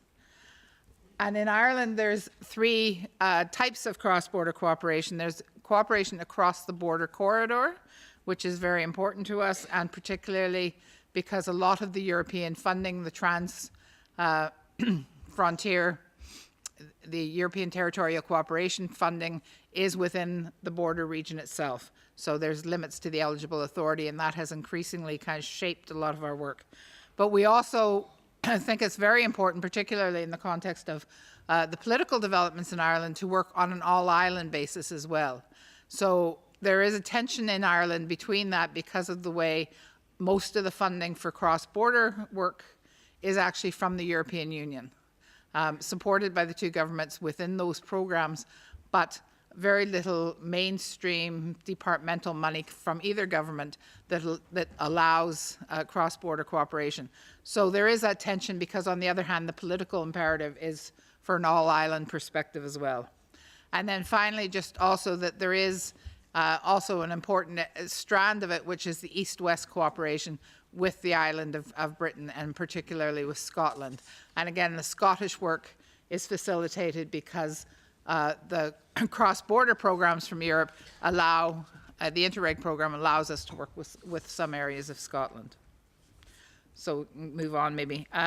So really to say that a lot of the problems within Ireland, particularly within the border region, actually relate to the border and the partition of the country. So whether those problems have been exacerbated by the conflict that we've had over a number of years or related to geography, it has created a particular kind of entity and distinct border region that increasingly we have focused on in terms of the need for a focused and more integrated and more pronounced investment and intervention for the particular area of the border region itself. And also to say, like other border regions in Europe, many of the problems associated with the border can't really be addressed without doing them a cross-border intervention. That you can't effectively address them in either of the, or both even of the two jurisdictions separately. Okay, and cooperation tackles a number of problems that are a direct legacy of the conflict that are very specific to our region, although I'm sure they're similar to other border regions, particularly where there has been conflict. And perhaps one of the most important is the breakdown of relationships between people on either side of the border. The border communities have been increasingly isolated because of that, and also there's been huge impacts in terms of economic decline because of the disruption of the economy, the breaking up of natural hinterlands between towns and their hinterlands. So an added value to peace building and reconciliation has been as the cross-border cooperation actually addresses some of these core conflict issues. Okay. And again, going back to territorial cohesion policy and the European policy framework, which allows us to address some of these, and perhaps makes it in some ways politically easier to address them, because it does show that we're not totally unique, and we can maybe look outside for examples as well as sharing our experience. That cohesion policy allows us to say that there is an imperative to address the inequalities, the gaps between different regions. And it also gives us a framework in which we can discuss beyond competitiveness and growth and the economic imperatives. We can look at the 3 pillars of sustainable development, which come from the European discourse and which have been very useful to us in terms of actually presenting a holistic approach to what we're talking about in terms of what is needed in our own border region. So maybe we can skip a couple of slides, I think, because I'll try. So over the last number of years, we have had Interreg funding, which has been very important for our centre. Our centre is disproportionately funded through European cross-border programs, which we hope to change, but we're very grateful for. And out of that, in 2009, we got funding for a major economic report which looked at the border region and the issues around the border region.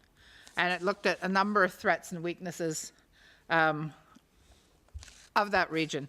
But also it became very clear that on both sides of the border, despite some discrepancies and some differences, there were common economic threats, common interests, and basically the needs of communities on both sides of the border actually, it made much more sense to be looking at those in a holistic way and recognizing that there was a lot of commonality. And again, what I said about the border region being a distinct social and economic entity from the rest of the island.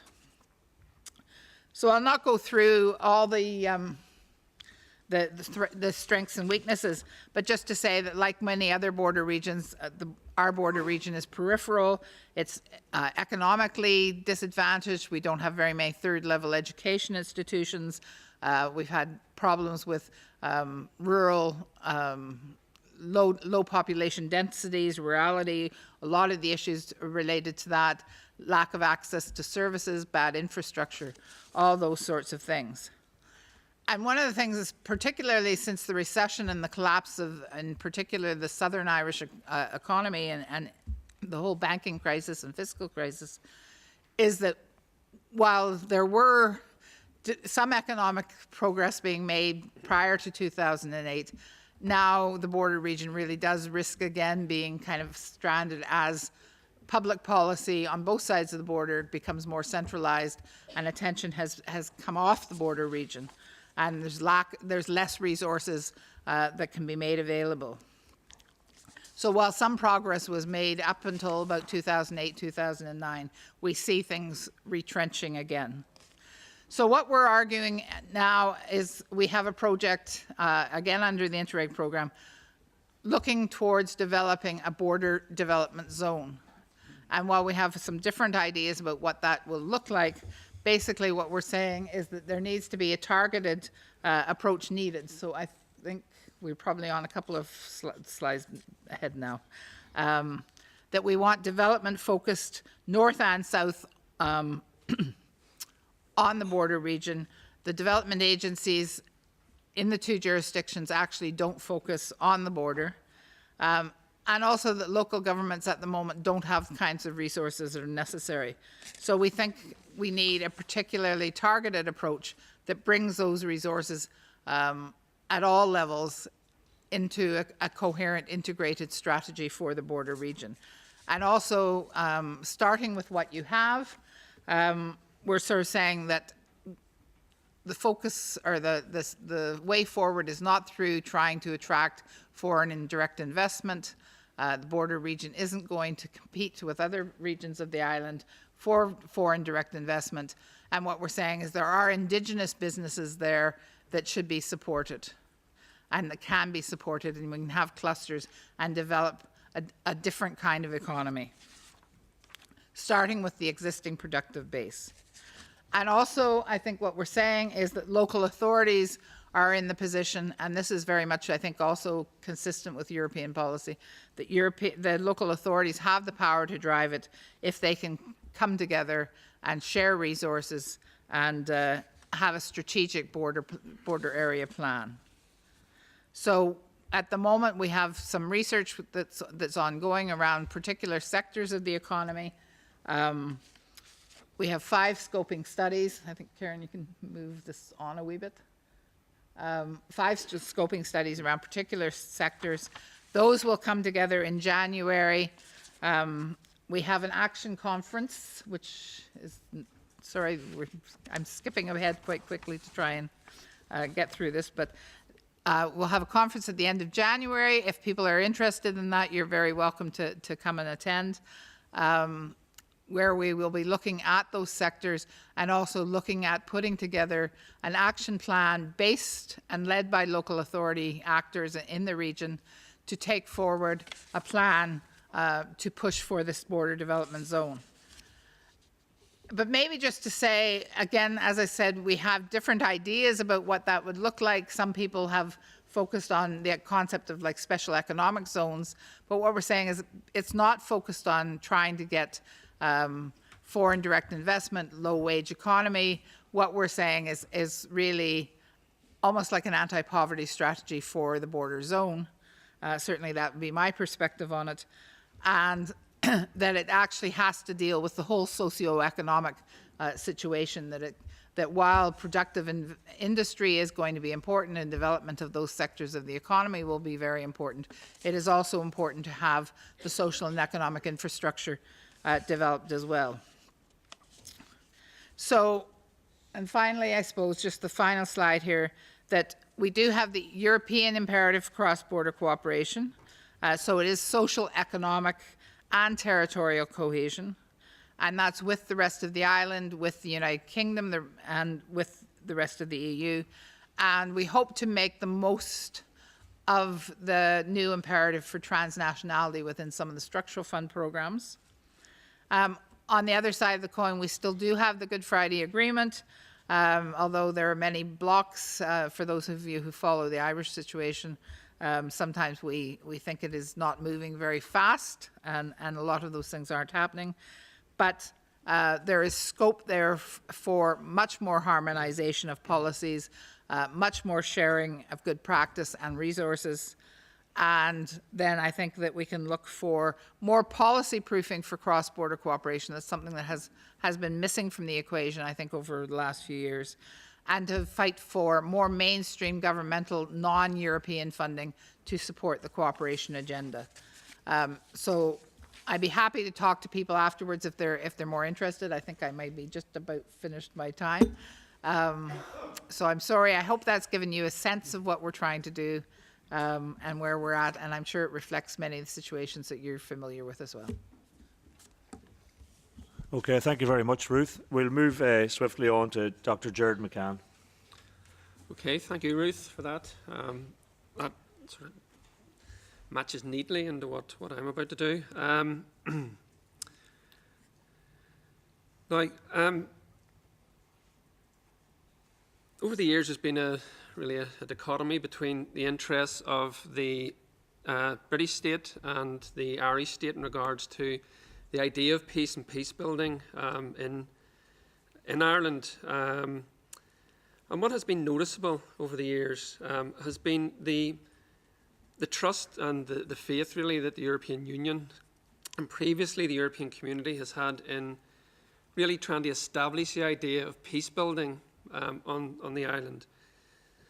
That, excuse me, that goes back as long as Ireland and the UK have been in the EU itself. From 1973 and indeed before, funding was coming through for peace building initiatives. And that has continued to this day. And I would argue that the funding coming through for the cross-border initiatives and also peace initiatives, which I'll look at in some detail, really are the linchpin at community level in particular of the process that we have arrived at this stage. Now, just to put this into historical perspective, 1981, this Parliament released a document looking for the desire for noting that the desire for peace is closely linked to living conditions and employment.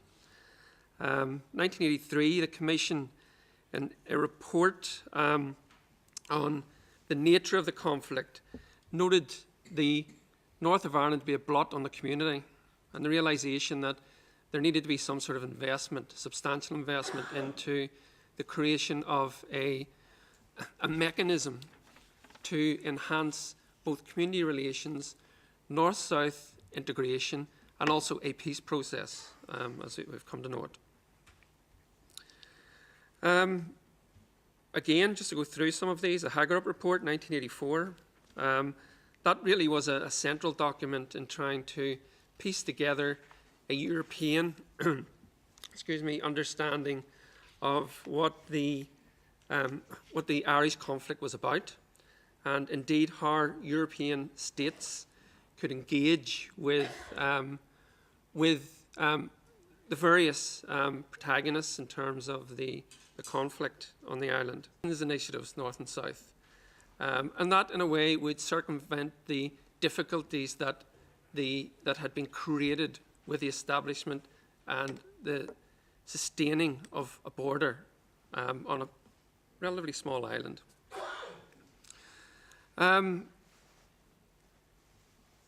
Through that, you have the concept that was introduced, was mentioned earlier, of synergy between north and south, and the establishment of links, partnerships, and indeed the investment come through in terms of supporting business partnerships, industrial partnerships, and various other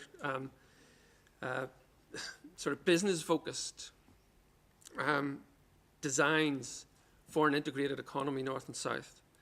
The second aspect of this, if that's from the business point of view, the second aspect is from the community sector and the voluntary sector, which really is somewhere I come out of that. That's my world. And the investment that came through from the European Union, particularly in the 1990s, was unprecedented in terms of its focus on peace building, its focus on trying to link up the identities north and south, and indeed trying to build on community relations, which is a key issue in the north in regards to this. Just to give you some statistic on that, by September 1998, there were 18,000 applications coming through from community and voluntary sector organisations. That's within a relatively small pool of organisations. I mean, every group, every sector was involved in this process. And the caveat being they were all buying into the peace process, and also the peace process supported by the European Union. By 2006, that had risen to 22,000 projects across the north in total, which really fed through to just about every community group, women's groups, children's groups. I mean, at a stage I was helping out with the application for the homeless sector, particularly in and around Belfast. And we were able to secure funding in order to protect homeless people who were caught in the city centre, for example, and the possibility of sectarian violence and getting caught up in that. This funding came through to ground level, and it made a difference. So just to sum up on this,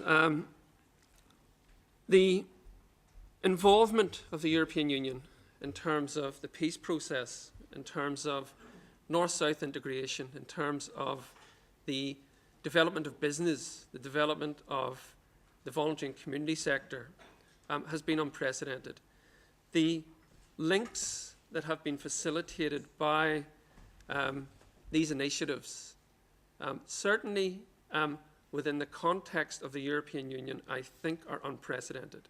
It goes across communities, across the island, and ultimately I think that with some justification, I can say that the European Union, and through its auspices, particularly of the Peace Fund and Interreg, really has underpinned our process, our peace process at this point. And I'll leave it there. I don't want to go on too much about this. So, okay. Thank you. Thank you very much, Jared. Our last speaker before we open up to plenary session is Mick Burke. Thanks very much, Conor. Let me say, as I often do, it's always an honour to speak on a Sinn Féin platform, and on this occasion, an all-Irish panel. And I also want to say thank you to the speakers this morning's session, because I thought what they provided in terms of a context for understanding some of the aspects of the Irish situation was really extremely helpful. Having said that, I'm now going to say how I'm going to cheat a little bit, because the title of the entire half-day conference is Lessons from Europe, and I'm going to range a little bit wider than that, though draw on some lessons for Europe. I've got some slides, because it's always helpful if you've got a boring talk to have some slides. But the first of these is relates to the most important aspect of economics, which is living standards, people's living standards. There are many other aspects to life than what people's living standards are, but unless you can deliver some sustainable improvement in living standards, then you're wasting your time economically. There may be other things you're doing, but you're not delivering in terms of economic policy. The goal of economic policy should be the optimum sustainable rise in living standards. And this little graphic illustrates the level of per capita incomes, per capita GDP in Britain, what became Northern Ireland, it's known as Northern Ireland, and what became known as the Republic of Ireland at the time of partition in 1921. And there's two important things to draw out of that, I think. One is that in the first instance, the level of per capita GDP in the 6 counties in the north was about the same. In fact, the estimate of the UK Treasury at the time was it was slightly higher than Britain. The reason it was slightly higher than Britain is because it wasn't that long after the First World War, and there had been a huge expansion of production in the north, in the area based around almost exclusively around Belfast, in order to support the British war effort. And that the second part to notice is how very different the living standards were in what became the Republic of Ireland. Now these data, incidentally, are based on the world's greatest expert on GDP and growth, who's Angus Maddison, and the subdivision of the data is based on data from the UK Treasury, so fairly unimpeachable sources. If we go to the next slide,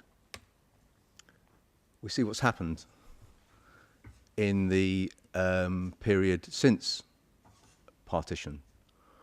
What's happened is that Britain is where Britain is, and we can talk about that and why it's there. But more importantly, is where the two parts of Ireland are.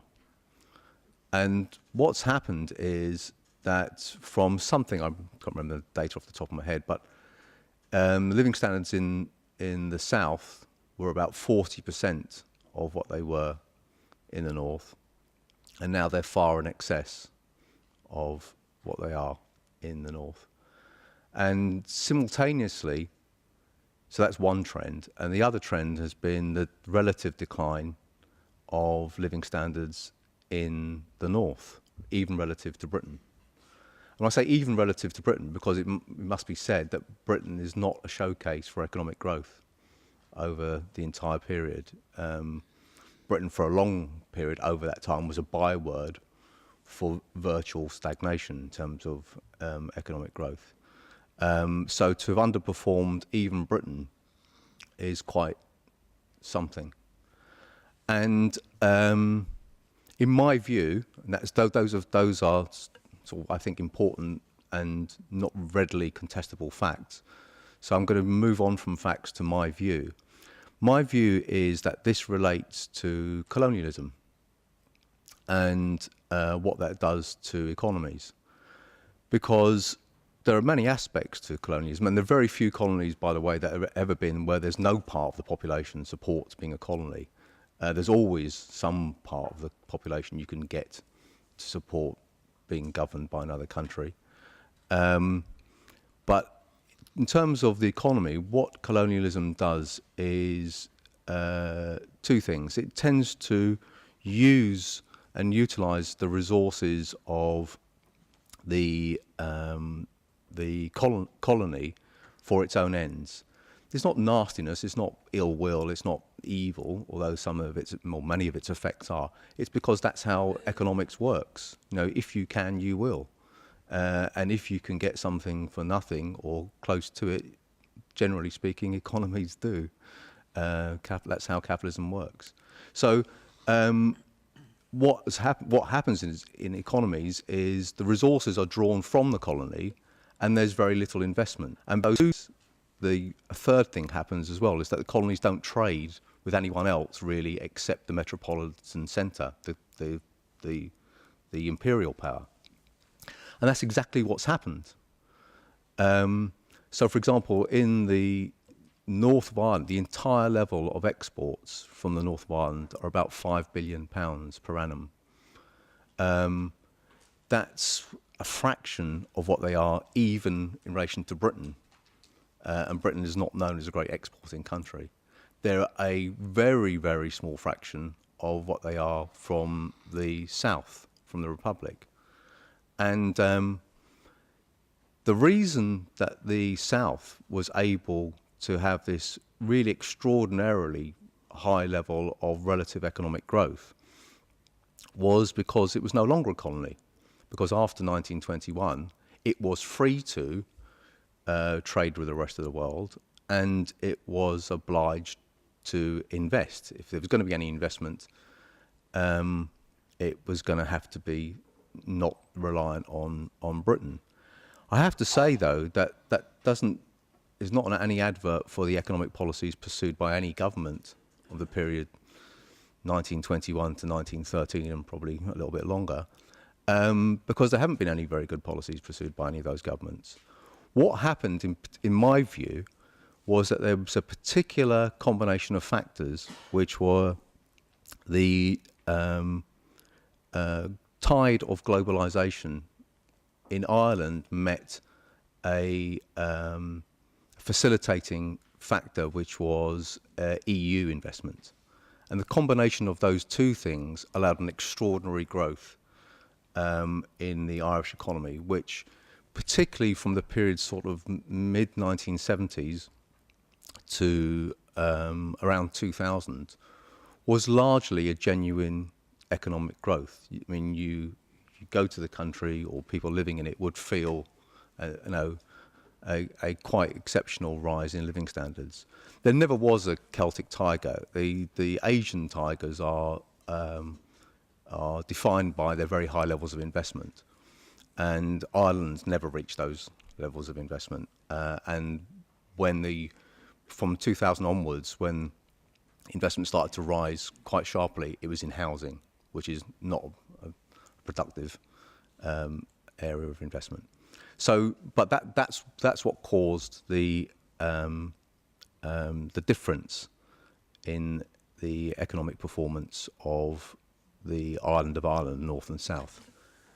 But if we move on to the third graphic, I want to show how this isn't something unique to Ireland, but is in fact a common pattern. There was a recent thing I saw. There was a map produced of map of the world, and it highlighted countries that Britain hadn't invaded, and there wasn't many. It was, I mean, Mongolia was one, but there were a lot of countries what I've done is I've highlighted two important ones, and I think they have some lessons for Ireland and more generally. All three countries, Ireland, India and China, have all been British colonies at one time or another. And what I've done in the chart here is show over a very long period. I can't remember exactly. It's 1850. Yeah, good point to start. 1850 to 1950. Well, people will know that 1950 was broadly the period after the Indian independence and the Chinese Revolution. For the 100 years prior to that period, for all three countries, the growth of per capita GDP, I should say the change in per capita GDP, because actually China had a fall in per capita GDP under the tutelage of Britain, and the period since, the shorter period since. These are per capita GDP levels, so it's somewhat misleading, because in all cases there were extreme examples of mass starvation in all three countries. But only in Ireland did it lead to a massive depopulation of the country. So per capita GDP is somewhat misleading. But in any event, what you see from the three countries, Ireland, China and India, is that the post-independence growth of per capita GDP is enormously greater than the pre-independence growth, or change, I should say, in GDP.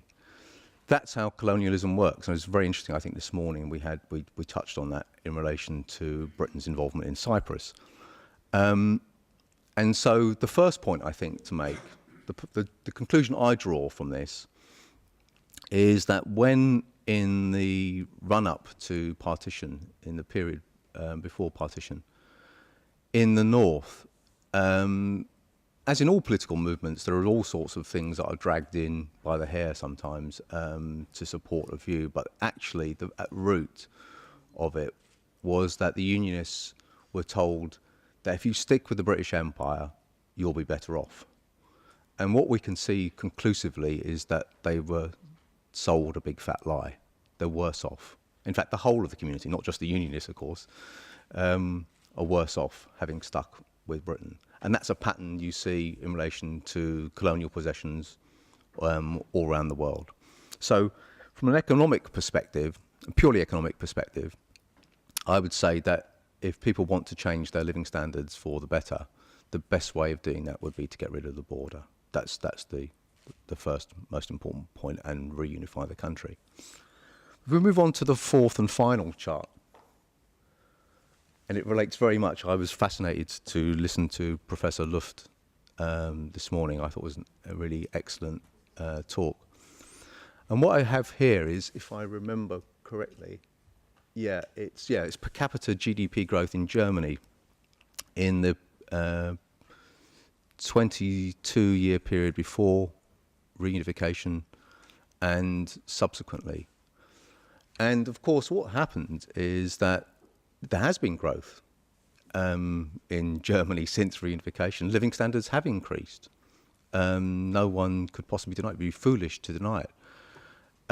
But actually, the rise in living standards has been slower than in the period before German reunification. And I think there's a good reason for that. And when I was preparing this, I was trying to find, and that's one of the reasons I've had to go to countries like India and China for my examples. I was trying to find an example of a successful reunification in Europe, and I couldn't find one. I had to go back to Bismarck, I think, to find one. And I think there's a reason for that. And the reason for that is what's necessary to make reunification work is some of the elements that made, in a strange way, and perhaps temporarily, but nevertheless significantly, made the independence that the Republic of Ireland enjoys work. That is, you have to be able to trade with the rest of the world, and to take advantage of that capacity, you have to invest. And the trouble is, in the period since Bismarck, the people that run our economies aren't that interested in investing. They invest less and less. I mean, one of the reasons that's happened to the German economy is because in the 1970s, Germany invested 24% of its GDP, and now it invests just 17% of its GDP. So the trend growth rate of the German economy has declined as a result. Now, still, that's significantly better than Britain, but actually, very worryingly, it's much better than the level in Ireland, because the level in Ireland has hit 10% of GDP. And there's a thing in economics called capital consumption, which is the capital you use up in production and in wear and tear and depreciation and so on. And it's hit that level. So about 10% of GDP every year in Ireland is consumed. It just it dilapidates, deteriorates, it's used in production. And so unless you have a level higher than that, literally things will start to fall apart. So that's the danger for a country like Ireland. And I think actually currently, if I remember rightly, Portugal. So you need to have a political and economic system which allows you to direct investment. So I think the answer to this is yes, reunification would be an enormous step forward, but to really benefit from reunification and to not to have a half-hearted or aborted or inadequate reunification. What's really required is that the new political and economic system that arises from the dissolution of both states, either side of the Irish border, is one where investment has to be directed, because relying on big firms in the way that the German reunification was done doesn't work. Okay, thank you very much, Michael. I'd now like to, for a brief period of time, open up discussion to the floor, to the conference. could I just ask that if people wish to ask a question or make an observation, that you obviously raise your hand, identify yourself, and if you want to direct a particular question to a member of the panel, if you would identify which speaker you would like to respond. The gentleman here in the middle, and then I'll come to you beside him. Okay, I'd like to thank Mike Burke for a very, very persuasive talk. I thought it was absolutely excellent, and I agree with the central thrust of what you said, and indeed I agree with the central thrust of Sinn Féin's ideas. So I'm a wee bit reluctant to raise something that's maybe slightly contentious, but I will anyway.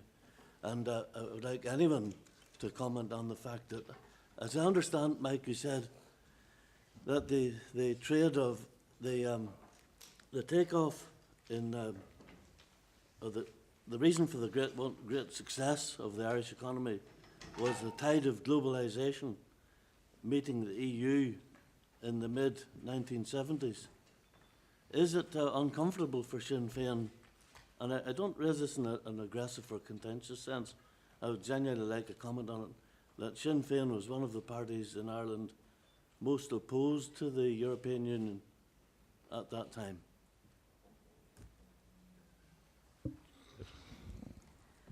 Well, I mean, our policy has evolved and developed a lot since then, and I'm quite comfortable with the Sinn Féin position of critical engagement, because I think it's a policy that's almost been adopted by more people now throughout Europe, particularly when they understand the impact that Europe is having on the pig countries, as it's called, Portugal, Ireland, Greece and Spain. And a cursory look at those countries and the levels of unemployment and deprivation that they're being subjected to because of the Troika. I think our policy on critical engagement is one that many others are starting to adapt. That said, we've also been able to identify the opportunities and the benefits that there are here in Europe. And for instance, over the last 15 months, I have spent many a week and when I have been at home, going out engaging with groups and organisations, trying to highlight to them what, for instance, the kind of funding streams that they are, even beyond what Jerry was talking about, peace. So I think that we're not uncomfortable with our position and where we're at now, and that it's a position that others are starting to adopt, Norman. Chairman, that's a very helpful and constructive answer. I appreciate that. Okay. Can we take the gentleman beside you then? Hello, my name is Padder Kirby. I'm Professor Emeritus of International Politics and Public Policy at the University of Limerick. I want to thank the three speakers for very interesting talks. I want to make two observations and two questions.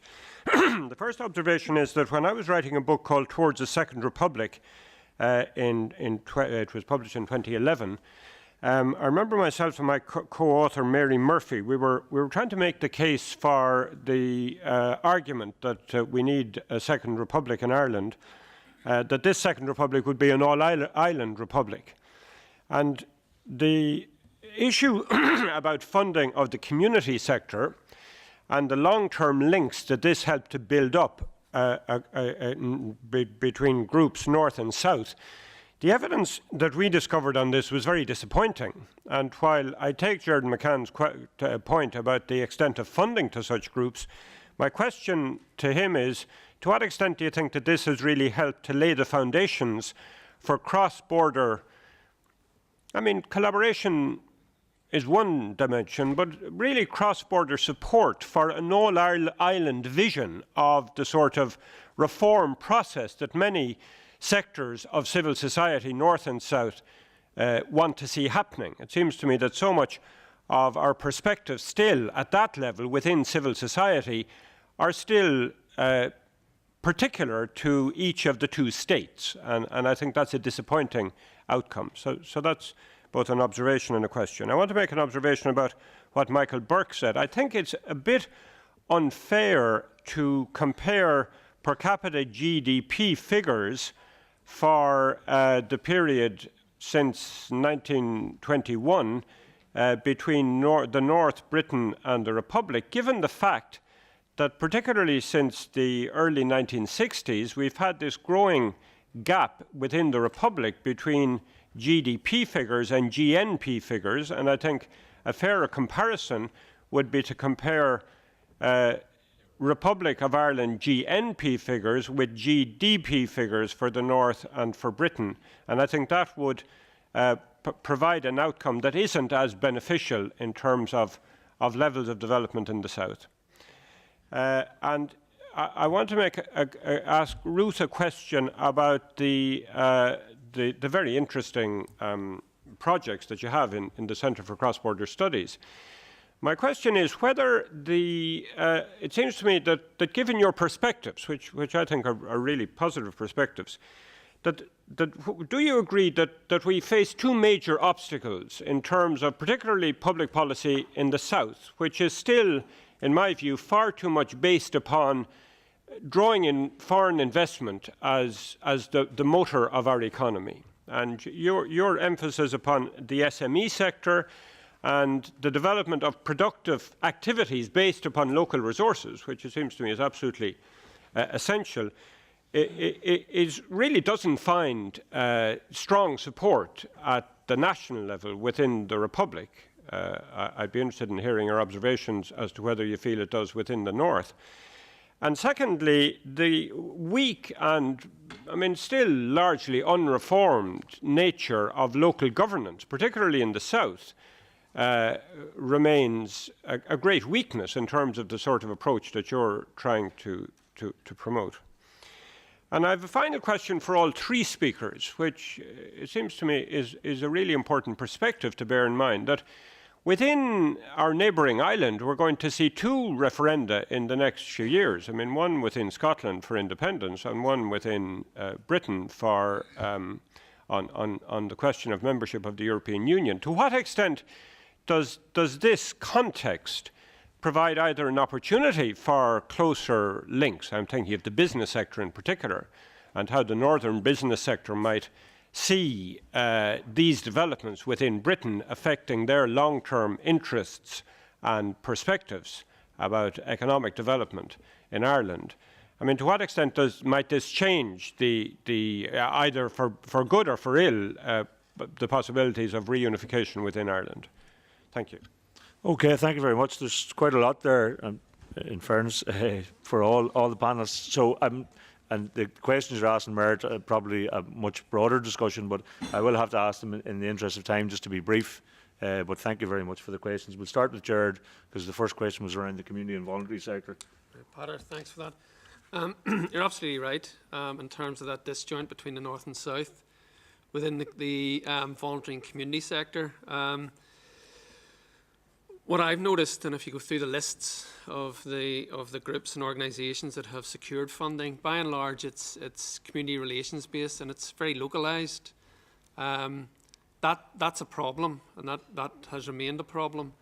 How do we circumvent that? I mean, we can provide funding for cross-border links, provide funding for community organisations to develop within that context, but the pickup is difficult. And I'm thinking specifically maybe between unionist community organisations based in Belfast somewhere and community organisations in Dublin or Galway. I mean, that's a difficult nut to crack, I think, in regards to sort of investing in the community and voluntary sector. If you look at the 22,000, that list of 22,000 projects, by and large the focus is peace-based, and it is, as we understand it, in community relations, very blandly understood as Catholic Protestant. I think that was the wrong way to look at it. That's the way that was driven forward by the governments, and indeed was understood in that context by a lot of the organisations. It should have been broader than that, and it should have been a north-south remit. I think if there was a more adventurous interpretation that mixed peace and Interreg that looked north and south, I think it would get further down that line. And ultimately, and I agree with you, and I'm very familiar with your work on this whole subject. I think that ultimately it's the north-south links that are going to enhance peace and reconciliation. Ultimately, that is what we're looking at. The excuse me. Excuse me. The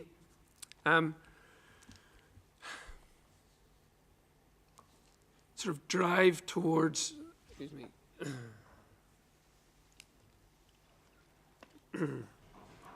Sorry, you think I'd be used to this at this stage? 16 lectures a week. It's probably from you.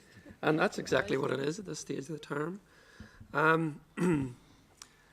I think the drive towards religiosity within the context of a lot of funding coming through has not been helpful. Okay. Okay. Mick, could you pick up the question about GDP versus GNP?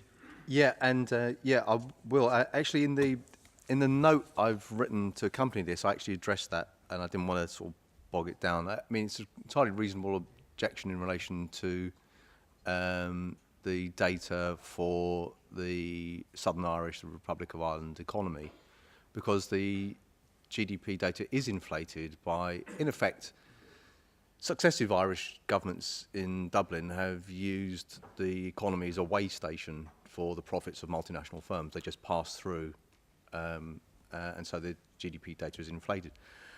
But what I pointed out in the paper is that Britain has its own very sophisticated mechanisms for which in effect inflate its GDP through the use of offshore tax havens, and which draw in funds from the rest of the world, which inflate its GDP. And if you look at other measures like value added per capita, then they still point to approximately the same outcomes. So that's on that. I just want to pick up the thing about funding very briefly. I think that the fact that the funding takes place is great. One of the problems with it, though, is the effect of funding, i.e., which is a type of investment. And there are studies done which show that the multiplier effect, i.e., the bang you get for your buck, is the lowest in the north of Ireland of any region in the whole of the EU. And there's a reason for the very low multiplier effect of any funding or any investment. That is, if you have a very low level of productivity based on a very low level of investment, and you don't trade with the rest of the world, then the multiplier effect is very, very limited. So for very similar funds directed to south of the border, I think from memory the multiplier effect is 2.88, i.e. you get nearly €3 back for every one invested. In the north, it's 1. What you get is the pound you invested and nothing else. Okay, Ruth, there's a couple of questions for yourself, if you could pick those up, please. Yeah, if I can answer the other one as well, though, first, because I think there are a couple of things that need to be said, despite, and I would agree with Jared about the importance of the territorial cooperation programs and the peace program in particular, in terms of helping to stabilize the peace. There are problems with it in the way it's structured and has been structured. So, for instance, because there has been this division between the peace program and the Interreg program, where the peace program has really, even though it's an ERDF program now, it has focused on ESF types of activities. And there's been a big demarcation. So where, as I would argue, that the Interreg program and possibly the two should have been integrated in some way. If the Interreg program had been sort of defined as a conflict-sensitive program and not just focused on sort of the hard infrastructure, economic development, regeneration, that sort of thing, and the big dividing line, that's one of the problems that's kind of created this situation. The community and voluntary sector in the north also comes out very much and is much stronger, I would argue, than the one in the south, because it comes out of the conflict. So that, for instance, particularly in nationalist areas, you had very strong third sector, which developed precisely because it was a culture of resistance and people had to organize social services and all sorts of other things for themselves. So there is that disparity. And then the peace program, which has had a derogation, so that it doesn't have to be, even though it's a cross-border program, only parts of it have to be cross-border. So a lot of the focus and the funding, at one point, and I'm not sure now if I'm correct on this, but certainly with the Peace 2 program, it was 80% of the funding was for the North, 20% was for the border regions of Ireland. So that in itself creates a problem. And then if the focus is on, cross-community rather than cross-border, and you don't have to have a cross-border element to it, that has really shaped, I think, how the relationship in terms of the ability of those programs to support North-South cooperation has happened. And also, I would argue very strongly that what happened was when the European investment did come in to support the peace program, other funding for those sorts of anti-poverty work, community development work, all that sort of thing, actually withered away because it was much easier for groups to get peace funding, and it's substituted to a certain extent. And now we're in a situation where, for instance, local authorities haven't got the track record with the third sector. They don't feel an obligation to support that. And so it has skewed, and it has actually created an obstacle. But anyway, that's somebody else's question, so maybe I should answer the one I was asked. Yes, there is an obstacle that I think all the economic development thinking, or most of it, has been very much focused on, we'll traipse over, and I would have some criticisms with Sinn Féin on this, I think, looking for investment from abroad as the model for what we're trying to do. And I don't think, particularly for the disadvantaged border region, which actually is a good part of the country, and like other European regions, a lot of the population does live in the border region. It's probably, I think the average in Europe is 40% of the territory is border regions. I think you do have to look at indigenous and a much more holistic way of approaching the three pillars of development, social, economic, and environmental, to look at a model that's going to be sustainable. I don't think, especially in the current economic climate, there's much mileage to be gained from looking abroad, which is why I would interpret it, and it is a debate that we're going to be having over the next few months around the border development zone concept, about whether we're looking for some sort of special economic zone, which the history of those has been very much like Shannon, for instance, where you give tax incentives to people come in and then they leave again. So what I'm certainly arguing, and my perspective on it, would be a much more integrated, holistic approach to social and economic development, which takes in the social economy and the third sector and everything else. And I'll leave the question of the referendum. I think it's going to be very interesting to see, and it will be destabilizing, I think, if Britain goes out of the European Union. It's certainly going to have tremendous effects for both parts of Ireland if they do. Just briefly, do either of our other two panelists want a quick word on the issue of the referenda, the Scottish and the EU referenda in Britain? On the Scottish referendum, the polls suggest it will be a no vote, for what that's worth. The parallels, to my mind, are very limited in relation to Ireland and Scotland, in the sense ultimately that there's no part of Scotland is a colony or ever has been. However, all the greater moves towards democracy in Scotland are very beneficial, because ultimately that's what we're about.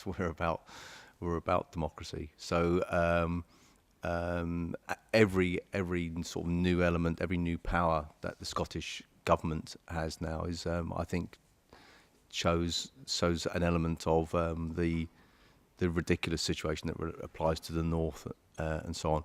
In relation to the British in-out referendum on the EU, well, there's no accounting for madness. Maybe people will vote to leave the EU. it's been such a success being outside the euro. Okay. We're running out of time, so we'll take 2 brief questions. Megan, wish to ask a question? Or are you just gesticulating at me? No? And I have a question here at the front, so we'll take Megan first. Okay. First of all, thanks to all the speakers for your presentations. I'm Megan Fern, Sinn Féin MLA from Newry and Armagh, so I have the pleasure of working with Conor a good bit. Can you hear? No? Okay. It follows on nicely from your previous answer, Michael. Actually, it's about measurements of the economy. And I know you've used GDP a good bit, but that is kind of a crude measure of living standards. And I'm sure you're aware of the Scottish framework, where they measure well-being using 8 indicators, including health, education, safety, all that kind of stuff. And as we know, there's direct links between the levels of inequality in a society and well-being. And we have huge inequality in Ireland, particularly geographical inequality. So I suppose it's kind of just a depressing point to end on, that I feel if we had those kind of that information, that we would actually have a bleaker picture, particularly along the border counties. Just your opinion on that would be interesting. Well, it doesn't have to be that depressing. Cause one of the points about this sort of approach is that in order for in economics, size matters, and the reason that you had great things like the French Revolution, with all sorts of tremendous, advances for democracy, is ultimately people wanted a big home market. That's what they were striving for. And if the last time that there's been anything productive out of something like that in Europe was Bismarck, then maybe the process of Irish reunification will be such a thoroughly democratic one, because I can't see how it couldn't be otherwise, because it would fail otherwise, then that might prove a model for the rest of Europe. Okay, our last question comes from the front here. Yeah, danke. Yeah, thank you. I'd like to thank you all for all the information you've given us. I have 2 very brief questions, brief answers required only. First of all, suppose Sinn Féin were to organise a referendum in Northern Ireland and the Republic of Ireland tomorrow. What do you think the results would be? I know it's a speculative question, but it's perhaps not without importance, because it would give us a pointer as to how we can improve, or how you could improve your arguments and your public relations. And then in one of the written documents we've received this morning, it's pointed out there are differences in the tax system, education system, social security system, and legislation and judicial systems on both sides of the border. Now, which of these systems would dominate or take over in the case of reunification? And how would that impact the 2 different sets of populations on both sides of the border, or the ex-border?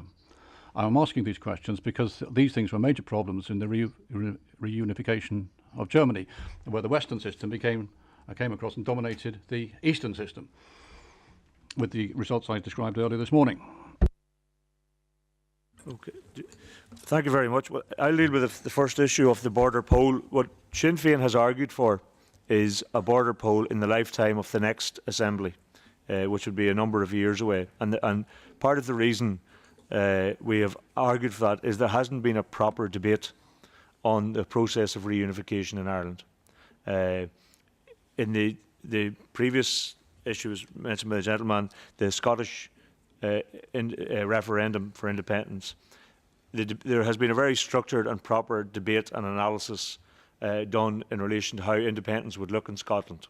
So anyone who goes to vote in that poll next year in 2014 has a very clear picture of how Scotland would organise itself, would sustain itself economically, and what the benefits or the downside would be to either voting for independence or choosing to stay as part of the Union with the rest of the British Island.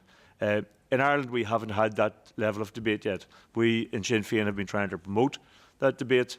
Others don't wish to take it so seriously. So I think if a border poll were to be called tomorrow, there's such a degree of uncertainty about what a united Ireland would look like, how it would sustain itself, how it would be organised, how the systems that you refer to of government would come together, what currency we would use, what taxation system, that a lot of people with that uncertainty would be reluctant to vote for a very big change on the island. And that is perhaps understandable. And that is why we have asked and argued for, there is a provision within the Good Friday Agreement for a border poll to be held north and south. And we have argued and put forward a proposition that that would be held at a fixed date in a number of years' time to allow the type of debate they're now having in Scotland, so that when people do come to vote on the issue of reunification in Ireland, that there's a very clear understanding of how that would work, how it would be organised, and then people vote accordingly on the basis of very solid information. At the moment, it is a very skewed debate because we, in Sinn Féin and some other parties in Ireland, argue that reunification would be in the better interest of the island. We have disinformation and misinformation from the British Treasury in terms of how much subvention they give to the north of the island, how much tax return they take from the north of the island. And with that, it's very hard to have a very honest and open debate, because we need to get access to the proper figures and allow time to examine the institutions on the island and how they would work in a unitary state rather than in two separate administrations. So I think, if it was a border poll tomorrow, I wouldn't be so optimistic, because I think there are so many unanswered questions. If we had the space to debate properly the issue of reunification, I think we'd be much more likely to have a much more successful outcome. Do you want to pick up the second part in relation to systems? Well, I mean, I think you actually covered the fact that the duplication of systems, you have 2 health systems, 2 agriculture systems, 2 of everything for a population of 6 million people. And in order to try to see how that could be emerged, we're actually, hopefully, not going to go down the same route as Germany. We're not going to advocate or argue for that there should be a merger of the 2 states on an unequal basis, which was what happened in Germany. We believe it's up to the people of Ireland to decide how we move forward. And as Conor said, in order to get to that point, and it's something that I'll deal with when I'm closing, we need access to the kind of information about the revenue that is generated in the north. And thus far, we've got estimates or guesstimates, as we would call them. So at this point in time, because it's not within our gift, unfortunately, to call a border poll. And like Conor, I would not be in any way believing that if we called a border poll that would take us to the point that we would get the outcome that we want in the first instance. But what it would be starting of the debate and the conversation, and it would be a measure of the political support and strength that's there, and it's something upon which that we could build on.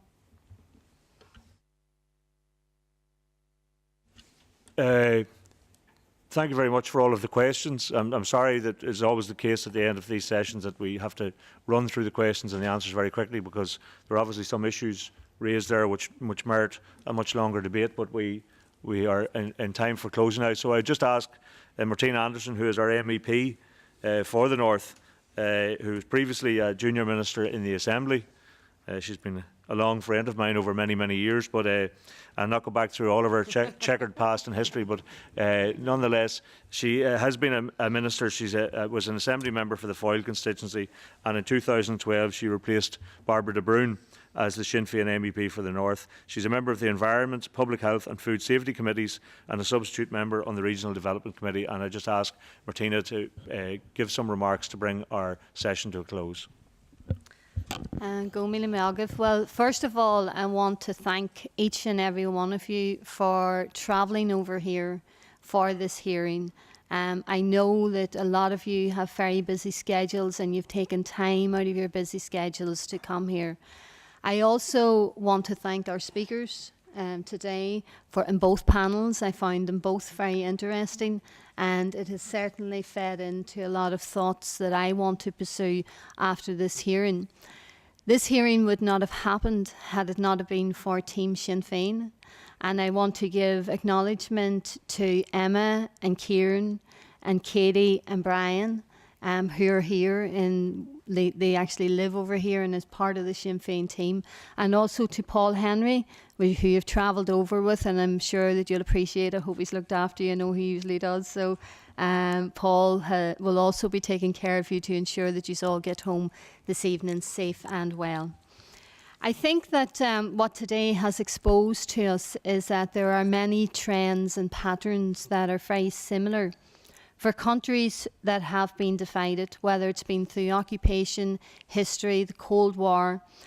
And the process of reunification that Krista has outlined for us, what happened in Germany, I had found that very informative, and I know that Michael and others who have spoke here, and I could see by how she was being listened to attentively by all of you, that we all found the information such that we will take away with this and explore further. But like I says, for ourselves and as Irish Republicans, we are not looking for the merger or the fusion of the two states. We believe in a new Ireland, an Ireland that is going to be based on equality and on human rights. We don't believe that we're going to get seamless economic union, neither are we going to get seamless political and social union. We know that there are mechanisms that must be put in place. If I can deal with some of the economic issues, and we touched upon them today, and Nuala Tolman is down there and has been of great assistance to many of us to get us some of the information, as has Mike and others. But we, without doubt, have received support, as Jerry has said, from the European Union. And you can see that by the amount of peace funding. And I would agree with Pater about Interreg funding. Interreg funding, for instance, is not supposed to be back-to-back. It's supposed to be about projects that are truly integrational. But what we've seen because of the political circumstances in the north and the south was that the two administrations allowed for back-to-back development. And that was not what Interreg was designed or set out to do. It's certainly not what it is designed or set out to do. We've also looked at Article 87 of the EU treaty, which Germany was able to get support from the European Union. It got exempt from competition policy, and it provided aid for the economic disadvantage caused by division. We also have had, as Jerry has said, a substantial amount of peace funding, and we are thankfully going to secure more peace funding for Peace 4, although it has been much reduced. But that said, it's about what this peace funding is designed to do. And what Jerry has touched upon, I think, around good relations, I have a particular bugbear in the north around the kind of funding that has been secured, not just from here, but also from the executive, and in the south for community relations funding, which has been nothing more than a contact hypothesis of bringing Protestants and Catholics into the same room to sit around and eat cucumber sandwiches, share a cup of tea or coffee, and then we all leave and go out into our own respective spaces and places. And it's not about common ground. It's not about the common issues that we share, and there are many of those around social and economic issues that we could come together and have meaningful engagements about, and it could make a positive contribution to the reconciliation that we all need to take place. We also have looked at, and I've referred to the information that Nuala and others have been able to give to us with regards to people have told us, sure, we are too economically dependent upon the British state, that the finances that we get, we're financially reliant on Britain. And what we know is there are 23.2 billion euros that the British government tell us, or billion pounds that the British government tells us comes to the north. So we have started to extrapolate all of that. 12 billion pound goes to the executive. 5 billion goes to pensions and to benefits. So we started to poke around to see where the rest was going. There was another 0.5 goes to council. And we discovered that in this calculation of 23.2 billion involves the war in Afghanistan, paying for the royal visits, paying for palaces, And contributions that we don't believe should be calculated on what is actually given to the North, because as Irish Republicans, we do not want to be making a contribution to any or all of that. So that left us then with 17 billion, 17.5 billion. And we looked at what actually is generated in the North, and what DFP tells us, that the amount that's generated in the North is 12 billion. But as has said, that they are only estimates, or guesstimates as we have called them, because we have not been able to ascertain the amount of tax and VAT that are accrued from whether it's Marks and Spence, Sainsbury's, Boots. The list is endless of all of those multinational companies that you have operating in the North, but who pay their tax in England to their headquarters in England. That's where it's generated. So we actually don't know what that amount is. So Scotland has been able to get access to that information, because in Scotland it was told as well that it was financially reliant upon the British government and the finance that it received there. But when it got access to the books, it discovered that it was actually a 2 billion surplus. So we are just firing a health warning with regards to taking at face value what is said in relation to the financial reliance upon which the North, we are told, is predicated on. That said, we also, and Conor had touched about it, in relation to the political union, there's a number of mechanisms that we believe must be put in place in order to move us forward towards reunification. Without doubt, we believe that the role of the Irish government in engaging, particularly with the Protestant Unionist Loyalist community in the North, is crucially important about the form and the shape and the design of the new Ireland. Not just engaging with them as they do currently, and sometimes it is about trickling some degree of funding towards groups and organisations, and that's across both the unionist and the nationalist tradition. But it's about the form and the shape, and having a serious conversation, and therefore we have called for a green paper on Irish unity. And we believe that the Irish government should be seriously advancing that. We also, as Conor said, believe that it's long past the time before the border poll has been triggered. Without doubt, I agree with Conor that in the first instance, we may not secure the vote that we would desire and like, but that said, we do believe it will give us a measurement of political strength, and there are some within our party that actually believe that we may actually get the kind of outcome that's desired. So there's different views on that, but that said, it is a Good Friday Agreement commitment, and we are calling on both the British and the Irish government to honour that commitment. Another Good Friday Agreement commitment was on a Bill of Rights. Shannon Burke-Murphy and I sat for what was nearly almost a torturous year on a Bill of Rights forum because of the way it ended up. We went through the process of arguing and debating about the need for a Bill of Rights. Any impartial observer that's looking at the North could not but conclude that the violations of human rights was the causes and the consequences of the conflict in the North, and therefore having such a Bill of Rights in situ that would provide such protection so that it would give individuals an opportunity to challenge ministers, and that includes our own, if we are not honouring those commitments as laid out in the rights that every individual in the North and the South would have. And we believe that it is really important that the debate and the discussion about the Bill of Rights is now put centre stage again, so that you can guarantee, regardless of which tradition you come from, that people can have their rights guaranteed. And we know that within the Protestant Unionist Loyalist community, talking over the heads of political unionism, that there is much support within that tradition for a Bill of Rights.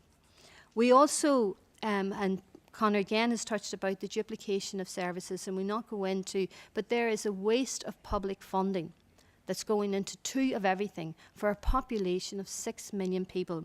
To pick up on some of maybe the criticism, it's not to deal with it conclusively, that Ruth had about how we need to look at sustainable growth. We have actually done a lot of work And looking at neglected growth that we believe across the island, we have looked at, for instance, there's 13 agencies across the 32 counties of Ireland dealing with tourism.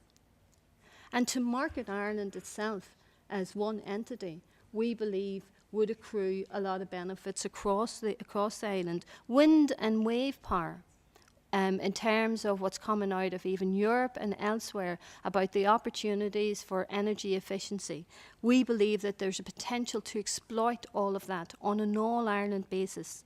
University Ireland, the universities working together, particularly along the border areas, whether it's Derry and Letterkenny, tapping into opportunities of Horizon 2020, the biggest fund that it's taken that's going to come out of 2014-2020 in Europe, where there's 70 billion euros for things like research and development and societal challenges, and opportunities for universities on an all-Ireland basis to tap into that, as opposed to the back-to-back kind of development that can take place.